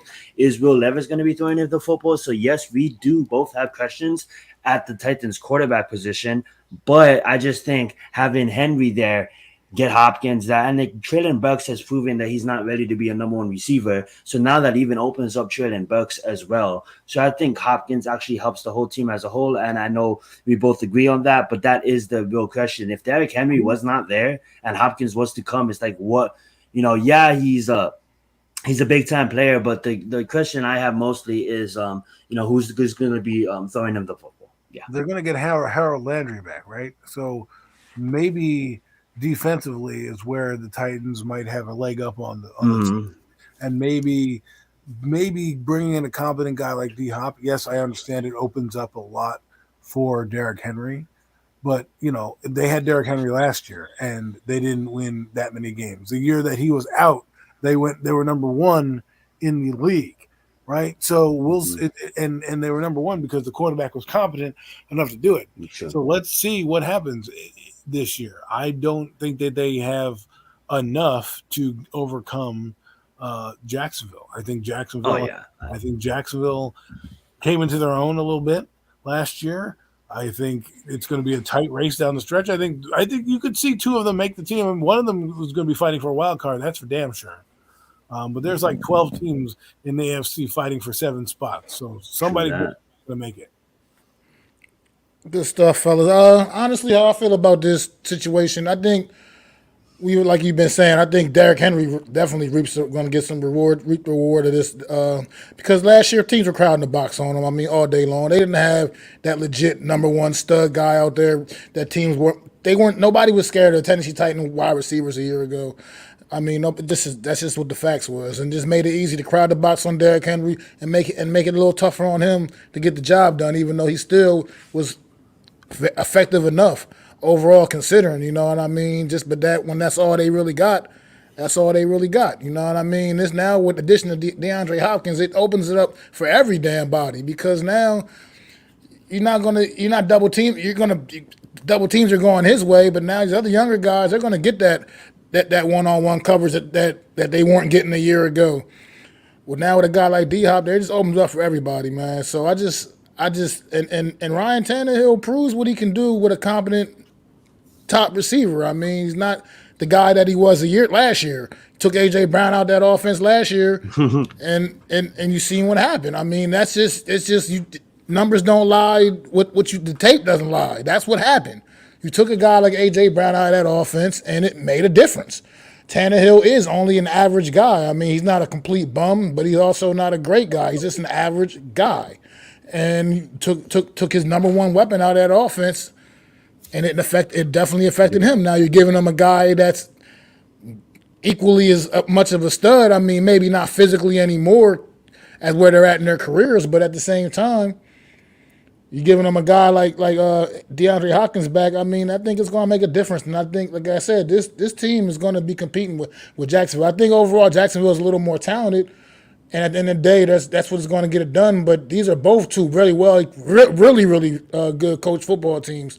Two, what I would consider two of the top coaches in the league. You know, Mike Vrabel putting it down, and Doug Peterson. He's already won a Super Bowl. So, this is going to be. I think this division is going to be fun between these two teams to watch. You know, other than that, I can't tell you how much you're going to get from the Colts and the Houston too much right now as far as excitement in this division. But these two teams here are going to be fun to watch. They're going to battle it out, and I'm not sure how the schedule's set up, but I would love if they played each other in the final game of the season. That would be awesome, or in a primetime game. Yeah, that would be awesome because this is going to come down to these two teams in this division. I think without a shadow of a doubt, man. But I think he does have an opportunity. This is a good move for pickup for Tennessee, and it gets them back. I think they made this move because they knew Jacksonville was getting ready to run away with everything with this division. And I think this move puts them right back into contention because I wouldn't be shocked if Tennessee won this division. I just think Jacksonville's going to pull it off. And with that being said, the Jacksonville Jaguars. I guess we already know how you feel about it, Adam. I was going to ask, is Trevor Lawrence, man. He's ready to live up to all the hype, man. Is he ready to live up to the hype? The golden boy? I mean, is he finally ready to kick that door in? And I mean, people are ranking him pretty high this year coming into this season, man, expecting huge things from this kid, man. Is he ready? Goldilocks is coming with the three bears, okay? He is coming.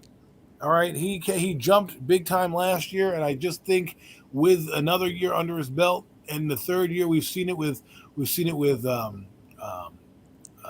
Tua, we've seen it with Jalen Hurst, we've seen it with a lot of guys coming into their third season. They make that jump into the upper echelon of quarterbacks. Well, guess what? This is year three to a guy who really showed up and showed out last year in Trevor Lawrence, and I believe he's going to be fighting just like Jalen Hurst was. He's going to be fighting for that MVP category. And I know you people think I'm crazy, and that's why this is premium takes. But last year, he went from 3,600 yards, 12 touchdowns, and 17 interceptions to 4,100 yards, 25 touchdowns, and 8 interceptions. The guy has dropped immensely in terms of touchdowns and interceptions. Now, I know his last couple games in the playoffs, he had a lot of interceptions.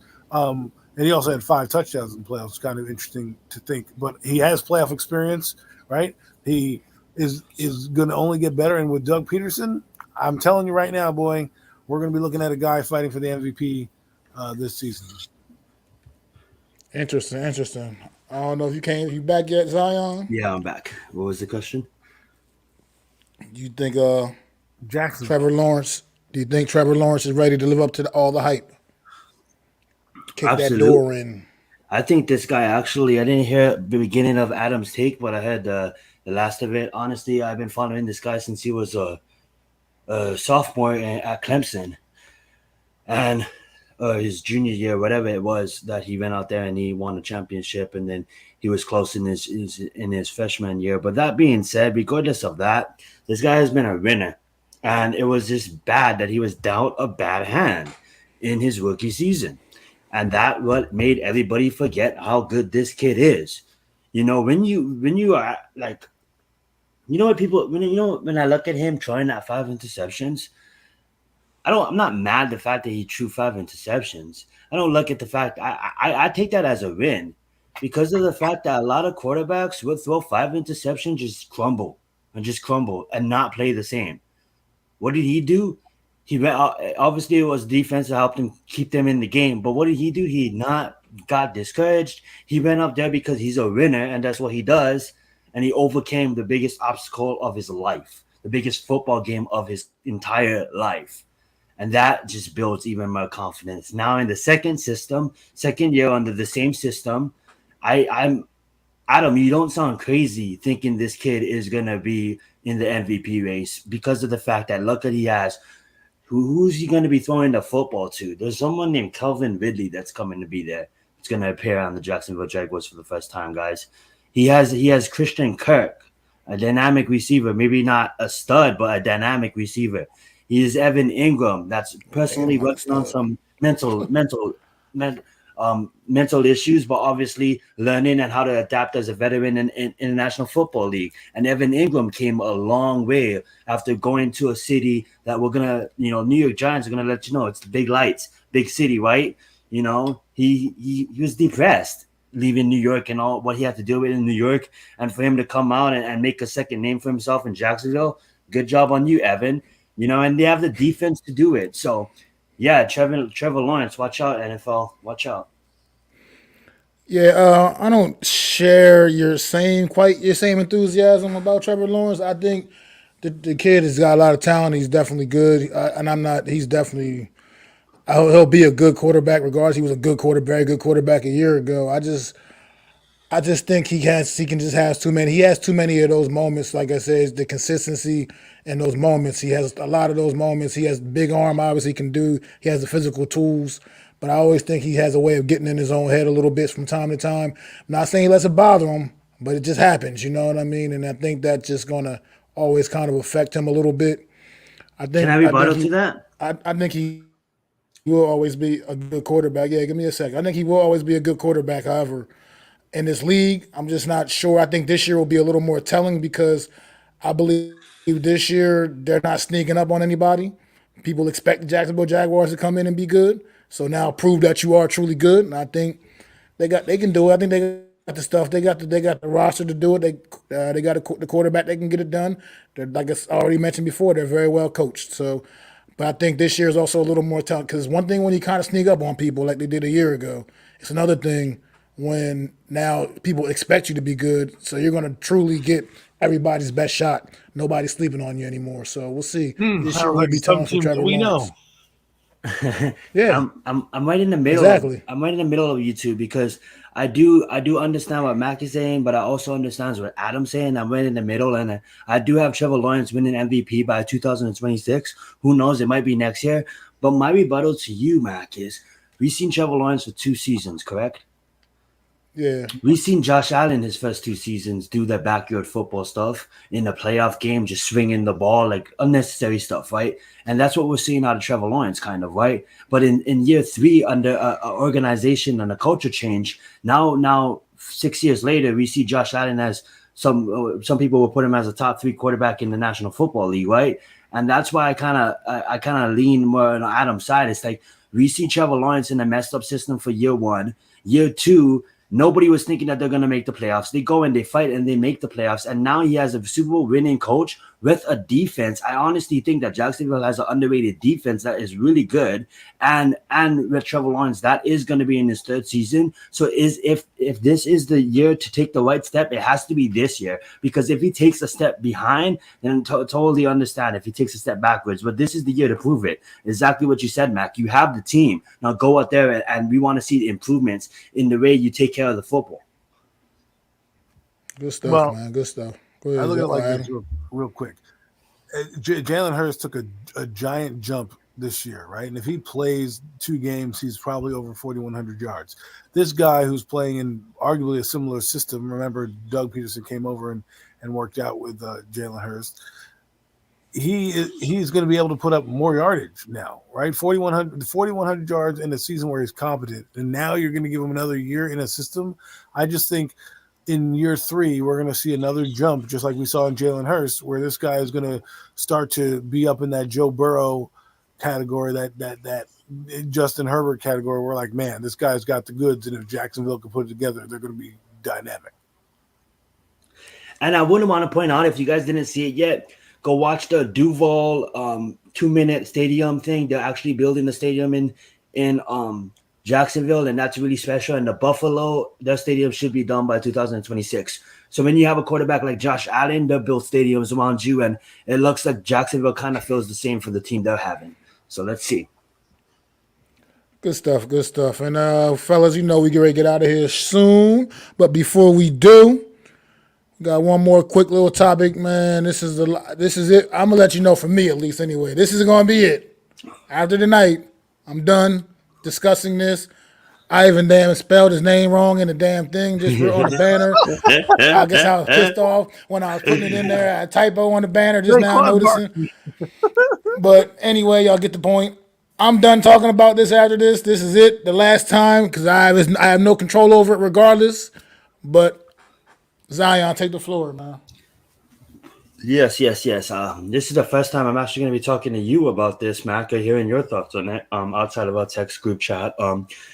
I was really mixed about this. When Adam first called me about the news, that conversation went totally sideways. I totally just sided with the Giants and totally just yelled at Adam, and I was just so tired of these players being divas, and I totally missed the point in what Barkley was trying to do and what he was trying to get at. And for me, I was like yelling, I'm like, dude, I can take that $10 million for 1 year and go buy stocks and invest in real estate, and he's making $20 million off endorsements. So I was really like all mad at that. I'm like, bro, it's 1 year. You're going to make almost $30 million. Just take it. Prove why they want you. And then I had to slow my roll. I had to think about it, man. And I'm right down the middle, man. I'm mad at the Giants, but also I'm mad at Saquon at the same time. I'm split. Understand, Saquon Barkley is now probably looking, for my opinion, holding out a bit, just basically standing up for the running backs market as a whole. Running backs has been overlooked in the NFL, one of the most physical positions. And I believe that if a running back could take a stand, will be Barkley to take this stand. So I think it comes down to the principle of the matter. This guy, grew up, without money, and then now he has money. So at the end of the day, he's a really good guy, and and a lot of the times the media takes what he says and they runs it out the proportions like they do at CNN and Joe Rogan all the time. And if you guys actually sat there like us and really watched the full podcast that he appeared on, he wasn't dissing the Giants. It happened 2 weeks before the deadline will even happen. So I do like Barkley as a player, but I honestly think that the New York Giants will probably never come to agreements as a long-term running back. Signing him to a long-term contract, reason being is because we just look at how the NFL values the running back. There's rumors about it came down to $2 million, and that's why I'm mad at the Giants, because if he wanted 14 year one and you guys was only going to pay him 12 and holding steady at 12. I mean, like, give and take there for $2 million. I mean, like, literally, I wish the Giants would have gave a little bit more, but obviously it shows you how they really truly believe and how they truly value the running back position. When you go look at a lot of running backs, and I know positions change over time, right? And like you go look at the top wide receivers, Justin Jefferson's number one, and 2 years ago it wasn't Justin Jefferson. So I think, positions change in and out. And when you look at the running back market, every running back in the past 10 years that got a payday didn't produce. Where's Todd Gurley at when Todd Gurley got his paycheck? What happened to Devontae Freeman when Devontae Freeman got paid? Christian McCaffrey. Everybody talks about Christian McCaffrey, right? Highest paying running back. Yeah, he's a threat. Even if he steps on the football field, you have to account for him. But never passed 1,000 yards in the past 4 seasons, all-purpose yards. Never passed 1,000 yards in the past 4 seasons. So the NFL is looking at the running back market and was like, every time we pay a running back, they don't live up to what they get paid. And I think that's wrong in a sense, because if you look at it, pay the guy for what he did for you. And I think they should really look at the running back market differently from every other market, because they do so much work. Look at Dalvin Cook, 4,000 straight, over 1,000 yard seasons, over 1,400 yards all-purpose yard seasons, 4 straight in a row, and they don't even want to pay him now, right? But I think I honestly, it needs to be worked out in these meetings, because yes, the running back position is horrid. And like Max said, I'm just over this conversation. I'm over talking about the subject. I understand what Saquon Barkley's trying to do, but I also understand what the team's trying to do. And yeah, so I'm really split. I'm not, I'm gonna still support Barkley on his choices. But we have some capable running backs, and if you look at every time we won, it's running back by committee. If you look at all the top NFL teams that won the Super Bowl over the last 15 years, I understand there's going to be a lot of the Patriots, but they didn't really have a stud running back. They always were running back by committee. It's a pass-first league, and I think it's turning into that. And it's sad to see, because you're going to have kids not even want to play the position now in college and growing up and in high school. I'm going on too long, but I'm going to pass the mic over to Adam and let him hear your thoughts. But that's probably going to be my final thoughts on the matter. I get both sides. I understand why both sides are standing up for the matter. But, man, it sucks, because he was like 40% of our offense, and it just sucks to see, I want to say this: the Giants dropped the ball here, and why people say they're mad at the Barkley? Why would they be mad at Barkley? Okay, the guy's done everything you've asked in the last 4 years. 5 years he's been on the team, sans an injury. The thing that makes me intrigued about this is the Giants are willing to pay a quarterback that's played decent football and give him damn near a max deal, but a guy that's an All-Pro, offensive rookie of the year, you're going to say, well, we're going to nickel and dime you now because of the position. I thought Barkley was bigger than that. I mean, isn't he your ambassador for the team? Isn't he the guy that's done nothing bad on and off the field? I mean, the Giants overpay a lot of guys that they don't bring in, that aren't homegrown, that are terrible. Kenny Golladay, to be exact. Now you want to pull the purse strings back because of what? Because he's a running back, and then the new regime that didn't draft him. Well, the new regime didn't draft Daniel Jones either, and they still gave him a contract that's not worthy of a top 10 pick. Okay, first off, Barkley is top 5 at his position. Okay, and he's arguably the best player on your team. So we're going to sit here and say, well, Barkley had this chance to get this, and we're haggling over $2 million. Give me a break. I mean, that was a different regime. The Giants drafted him number 2 overall. Okay, and he was their main source of offense. He had 29.9% of the carries. DJ is more important to the team than Barkley is. I beg to differ, but that's okay. I beg to differ on that one. I mean, I know DJ. I know people love DJ Jones, but my God, Saquon. You guys don't understand, man. Saquon Barkley is pretty good. Yeah, people said it was a dumb pick, but guess what they said? They said Saquon Barkley was a Hall of Fame talent. He had gold jacket talent. You don't give up on gold jacket talent because you want something else. Listen, I'm not going to get into this because people obviously like Daniel Jones more than Saquon Barkley. And if you can't see that Saquon Barkley is top 5 at his position, and the Giants should have opened the purse strings for a guy that they like. But I don't understand. I understand here. I want to put this up here. It's a different GM, though. Didn't we want the GM that thought about potential value? Gettleman would have gave Barkley $20 million a year. But why would you not give Barkley money who's been there, done that? Did he not play behind the same offensive line the quarterback did? Did he not win Offensive Rookie of the Year his first year? Did he not have 1,300 yards and 10 touchdowns this year? Is he not top 5 at his position? Aren't the Giants supposed to be the classy organization that's supposed to pay their talent regardless of position? So for me, I'm just appalled the Giants wouldn't play one of their own, a guy who arguably wants to be here and who knows, could be in the Ring of Honor. We want to talk about injured running backs real quick. Curtis Martin, Jerome Bettis, Emmitt Smith, Barry Sanders. All guys had over Adrian Peterson, all had over 10-year careers. So you're going to try to tell me now that we're not going to pay Saquon Barkley? I don't know. Well. And Daniel Jones 40% of the offense. Now let's do a little math here, because I'm not the smartest guy in the world, but 40% of the offense was Mr. Saquon Barkley. Now there's about 28 other guys that play offense for the New York Giants.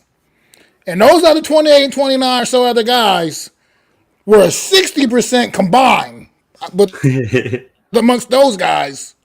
And this one person was 40%.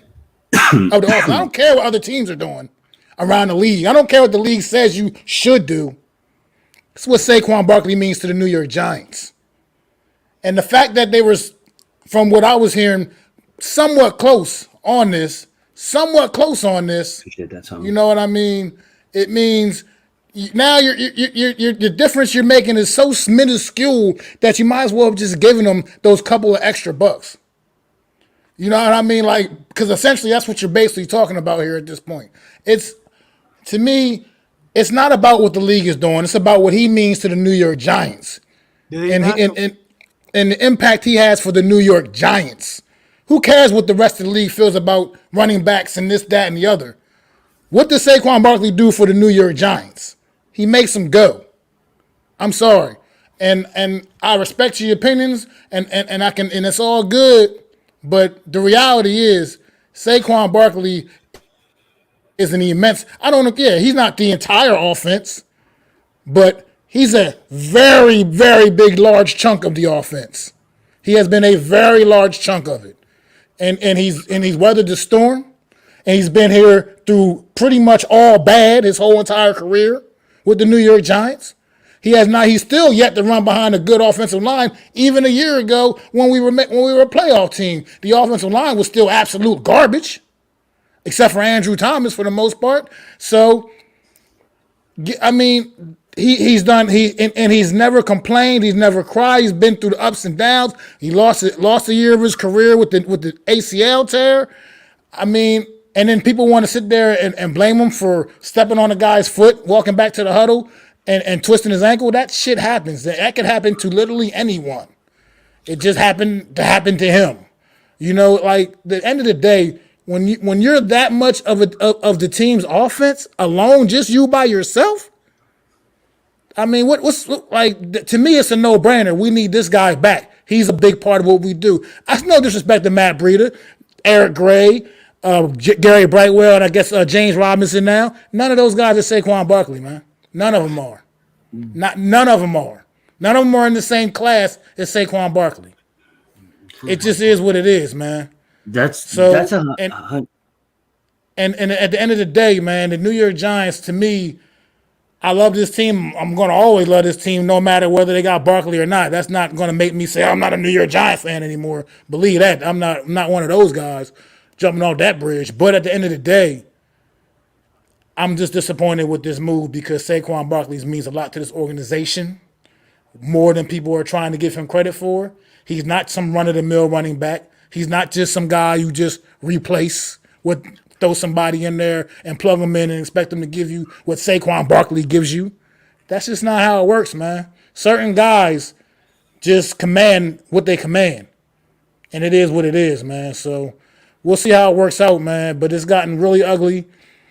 I mean, the man took down all his New York Giants stuff off of social media, all the whatnot, because he doesn't feel part of this anymore. And then you got the media spinning his words and spinning what he's saying, making him villain, pretty much trying to villainize him now at this point. Come on, it's all a joke, man. We don't know if he offered him more in guarantees than the franchise tag. You see, everyone's looking at the yearly amount, but they don't know what the guarantee is. The guarantee in the franchise tag right now is $22 million. Okay, just because he has a $13 million salary doesn't mean they're going to guarantee him $22 million. What they should have done, and this is how I would have approached it, new GM and all, right? Because the new GM who didn't draft Dexter Lawrence yet, they paid his mad money, okay, as a top 5 defensive end because they know he's a top 5 defensive player. What they should have done was sign Saquon Barkley because as much as he didn't do anything in the second half of the year, which actually is bogus because he actually did, they went away from him. And let's be honest, after they went away from him, what was the record for the Giants last season? I don't know, 3-6-1. Okay, what was the record when they gave the ball to Saquon Barkley when they were winning up 7-2? So I guess it doesn't matter when you're going 7-2. Right, as opposed to 3-6-1. Oh, by the way, who had the best game against the Philadelphia Eagles? It wasn't our quarterback, but I do believe 26 was the only player that came to play that game. But I don't know. I digress. It doesn't matter that he's number 2 overall and he's played his heart out. And 2 seasons that he was fully healthy, went over 1,300 yards in both seasons, and got two All Pros and 2 first team all football. But that doesn't matter because you know what? We'll pay a guy who had a pedestrian season at 15 touchdowns, and we think he's the fucking shit, right? I'm just saying. The Giants are the Giants. They're a classy organization. Pay your men. Pay the guys that you drafted, regardless of regime. Because right now, he's our star player. And if he sits out, you know what? Barkley should sit out. Because you know why? Fans are sitting here thinking that he's so replaceable. Why don't you sit out? Prove a point. Say, all right, you think I'm so replaceable? Go beat the Cowboys without me. Well, here's the thing with all of this. Like, I love everybody's points, and here's the thing, I see it too, because no Mets, can you put up that comment where he said he was like 40%? You seen him or something like that? And this is why I'm so split, because I'm totally with you guys because of the fact that you have to bend the knee for a good. When you have Saquon Barkley on roster, you have to bend the knee. The thing is, Mets, put it this way: I sell phones. I'm not going to tell you what company I sell phones for, but I sell phones. Say the first year of my job, I outsell. I'm number one in the company at selling phones. All right, and say the second year, I have to go and I have to travel the world for 2 years. Just say that I have to travel the world for 2 years. Okay. But I come back after traveling the world for 2 years and I still outperform everybody else. And I still am right there behind Josh Jacobs throughout the entire season and right there and cemented me as one of the top sellers again, right? So that's what Barkley basically did. He came in, he won Rookie of the Year, he got hurt, then he came back and he showed, hey, I can after these multiple injuries, I can still emerge as one of the top running backs in the league, right?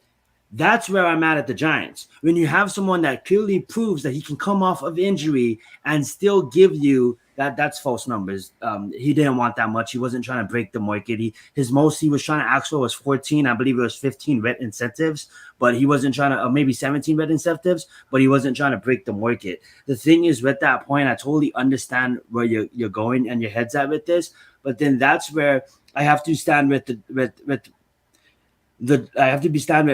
Barkley on this is because of the fact that, hey, I came back after being injured and still was 40% on the offense when DJ only had 1 fucking year. They create the fucking franchise tags for players like fucking DJ. Yes, I said that.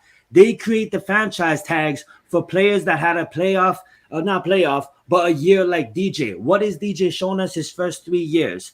4 years, he kind of struggled, right? Because all of these things, the whole messiness of the team, all different offensive coordinators, and finally, he has a pretty good season, right? Well, we don't know if he's going to do that again. So what do? We give them the franchise tag. We don't sign them to $40 million a season.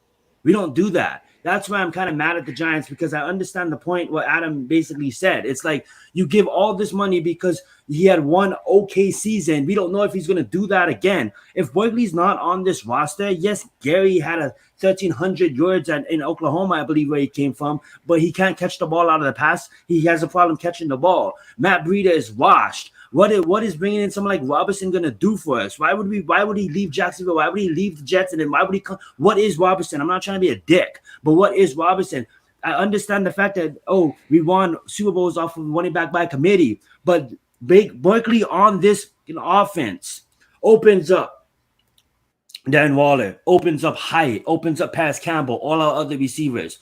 Helps Daniel Jones, been helping Daniel Jones since day one. You think if Daniel Jones didn't have Barkley here, you think he'd still be a starting quarterback? Let me ask you that truly, guys. Truly, if Barkley wasn't with Daniel Jones, you seen Daniel Jones struggling when Barkley was hurt, right? Then all of a sudden, Barkley's playing this year and Daniel Jones has a pretty good season.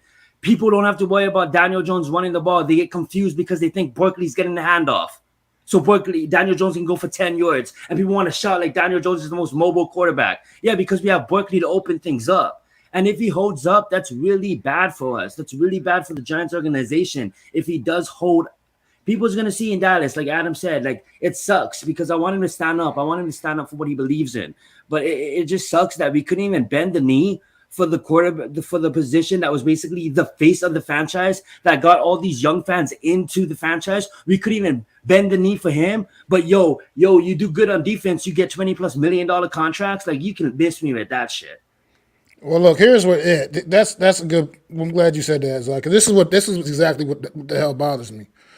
Because okay, I don't like to be knocking people. I don't like to do that. These guys, NFL talent, they're all phenomenal athletes out there, yada yada yada. Okay, but at the end of the day, does it seem right that a guy like Evan Ingram is getting paid more money than Saquon Barkley? I mean, think about it. Is that guy a better NFL football player than Saquon Barkley? Because he's a tight end as opposed to a running back? Like, just make it make sense. That's all I'm saying. You get paid for what you do. And I disagree with you when you say he only had 2 good years. He had 3 good years. Because even that year or two, he missed 3 games. He only played 13 games. Came back from the high ankle sprain probably a week or two earlier than he should have. He still ended up finishing that season over 1,000 yards as well. So, and then obviously we know year 3 he went out with the ACL. Year 4 he came back recovering from the ACL still. Wasn't the same guy, shell of himself. And then completely bounced back last year again. Right back to the top of his game. To me, it's just bullshit. This is bullshit to me that we're pigeonholing these guys based off a position. You pay a guy based off of his actual talent and what he brings to the table. Point blank and period. I don't give a fuck if he plays the quarterback position or if he plays the fucking kicker. It doesn't matter. You pay a guy based off of what they do. You don't pigeonhole him and say, you're a running back, so you're only going to get this much. That's a joke to me, man. There's no way some of these receivers and other guys around the league should be making more money than talents like Saquon Barkley just because of their position. Come on. That's why the running backs are having this whatever meeting. They're having Zoom meeting. They said they were having. I don't know if anybody heard about that. Top running backs were having a Zoom call together to try to put their heads together and figure out why they're getting shafted. Who knows? We might see a running back strike. I mean, Derrick Henry went out there and tweeted last week. He said, take the position away. You don't want to pay us, take the damn position away from the game. Yeah. They're getting to that point. And these are not these ain't even guys that are affected by this right now. These are guys that did get paid, and they're speaking out because they feel like the Saquon Barkleys and the Josh Jacobs in particular this past offseason got absolutely the fucking shaft. Just because they're a running back. That's a joke. Josh Jacobs led the league in rushing last year. Facts. He was won the rushing title. I guess it means nothing now. It doesn't matter. What are you saying? Message you sending to the young running backs coming up right now? Like, it's not even worth to be a running back in the NFL because we're never going to get paid? I can be an average receiver and make $14 million, Mac. I'm just going to be an average receiver and make $14 million. Be an average quarterback and make mad money. I mean, it's just crazy to me, man. It's absolutely crazy to me. So, look, at the end of the day, I'm going to be a New York Giants guy. I know these guys are going to be New York Giant guys. We're all going to be New York Giant guys, man. I'd rather be one with Barkley. If it has to be without him, I mean, I guess so be it. But this has been, to me, handled. I think it's been handled poorly. I just think this whole running back stigma is just a joke to me. You pay guys based off of what they do for you. It doesn't matter what position they play, man. So it just doesn't matter, man. If they're truly that effective and that much of a difference maker, you got to find a way to keep them there. I'm not saying grossly overpay him. And like Saquon, he wasn't trying to break the bank. He just wants to get paid a fair wage for what he knows his level of talent is. That's it. And that's not too much to ask. He's sitting here looking around and watching these guys get these insane contracts. I mean, look what dumbass Kenny Golladay got a couple of years ago. And granted, I know that wasn't Joe Shane that gave him that contract, but at the end of the day, look at that. That man just came in and stole money. So and we don't want to pay a guy that actually is productive, a guy that actually can get it done. Speaking of players with injuries, didn't Baltimore just pay OBJ like $16 million? Like nothing? Exactly. He missed all of last season and comes in and gets a big ass contract from the Baltimore Ravens. Like, this is what I'm talking about around this league, man. We're pigeonholing these guys because of their position, man. It's not right, man. It's not right. According to that podcast, the number that came in was not the number he wanted because they comped him. Now, this is what I would love to have been a fly at the wall when they comped Daniel Jones, but when they comped Saquon Barkley, the players that they comped him at, he didn't agree with. And then he even said in that podcast, well, they comped me as these players, and then they ran me behind this line, and that's not who I am. So, at what point do we, do the Giants just go, hey, man, you're the best player. We drafted you, we invest in you, and we're going to show you that we care about you right now. I mean, let's be honest. This is probably his last year because next year I wouldn't play on the franchise tag. I'd be like, trade me. If you're not going to keep me, trade me. Like, I get it, man, but I just don't think you play fast and loose with a talent like that, man. Like, I just believe you figure out a way to make it work. This is the NFL, man. You figure out a way to keep your best guys around. I mean, we're in a competitive division, man. We got Dallas, we got the Eagles, we got the Commanders. They ain't nothing to sneeze at either, man. We are in a competitive division. If we want to win, you can't just be letting guys. You can't be having your best guys just disgruntled and pissed off. I mean, I'm not, like I said, if he's looking. It's funny because he said Joe was brought in to do the opposite of Dave Gettleman. Yeah, like not restructure contracts because he did that, like Dave Gettleman. Like overpay Leonard Williams. Like, come on, they can give guys they want the bag. This is a homegrown talent we're talking about. A homegrown talent, your own guy. You gave a guy, and I'm not trying. You're like, well, DJ's contract has nothing to do with anything. Yes, it does when it has to do with the fact that you paid a guy who is a lesser talent than the guy that you're not paying. Barkley is top 5 in this position. Daniel Jones not even top 10 in this position. And you're still paying that guy for one season of football, competent football. This guy has 3 seasons of competent football, and we want to throw him away. And be like, well, he's not a top running back. We can do it with Matt Breida, and we can do it with Eric Gray, and we can do it with all these other guys that have not proven. I mean, what has Eric Gray done? Nothing. Matt Breida. Right there, you hit the points right there. No team wants to pay Saquon $60 million a year. That's our point. Why is it, all of a sudden if Josh Jacobs paid the running back position, he's paid. If Barkley had the running back position, he's paid. Wide receiver position, he's paid. It's like what are they doing to these running backs? It's like they don't. It's not only Barkley.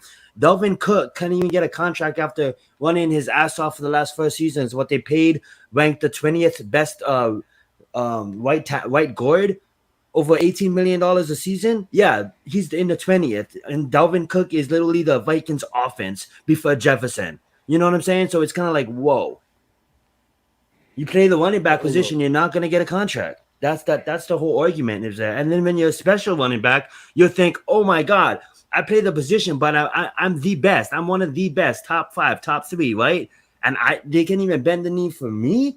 But you can have. I'm not even trying to be a dick, but you can go have Allen Lazard get $8 million. Like what? Delvin Cook can't even scratch $8 million. Like what? I don't understand. Well, look, man. Look, I think I've said all I can really say about the situation, man. Look, at the end of the day, I'd rather do this with Barkley. But as a Giants fan, it's all about the New York Giants first, man. So at the end of the day, that's really what it's all about. And I just wish him the best of luck, obviously, man. Just hope things can work out. I agree with the comment NYG put up a while back. Look, at the end of the day, I think Barkley is an absolute class act, and I wouldn't be shocked if he is really absolutely here week 1. The competitor that he is, I don't see him wanting to sit out and miss any football games. When it all comes down to it, this guy's had absolutely no reason to think that he would turn his back completely on his teammates, and like that, I feel like he's going to come out there, he's going to do what he got to do. But I see this absolutely being his final year in New York. I mean, I think the trust is lost. I think the trust is absolutely lost. So we'll see what happens, man. But everybody, man, it's been a great night, great edition of Premium Takes, man. Thank you all for hanging out in the chat, man. All you guys coming through and Unpopular Opinion Sports, no Mets, no Nets, no Jets, man. You guys held down the chat. Absolutely. Definitely appreciate it, man. Most definitely appreciate it, man. AK was in here earlier, Miz. Guys, Tony was in here, man. Tommy, was in here. I'm sorry about that, bro. Coach Ed, all you guys, man. Most definitely appreciate you. Raphael, man. Back next Sunday, man. We covering them West divisions, man. AFC West, NFC West, and a couple other things we'll figure out during the week, man. We'll bring it to y'all next Sunday. Same time, man. 8:30 p.m. Man. Football's back, people. This has been another edition of the Premium Takes podcast, man. Horseman, man. Throw them fours up for our brother Jeff, man. Throw them up.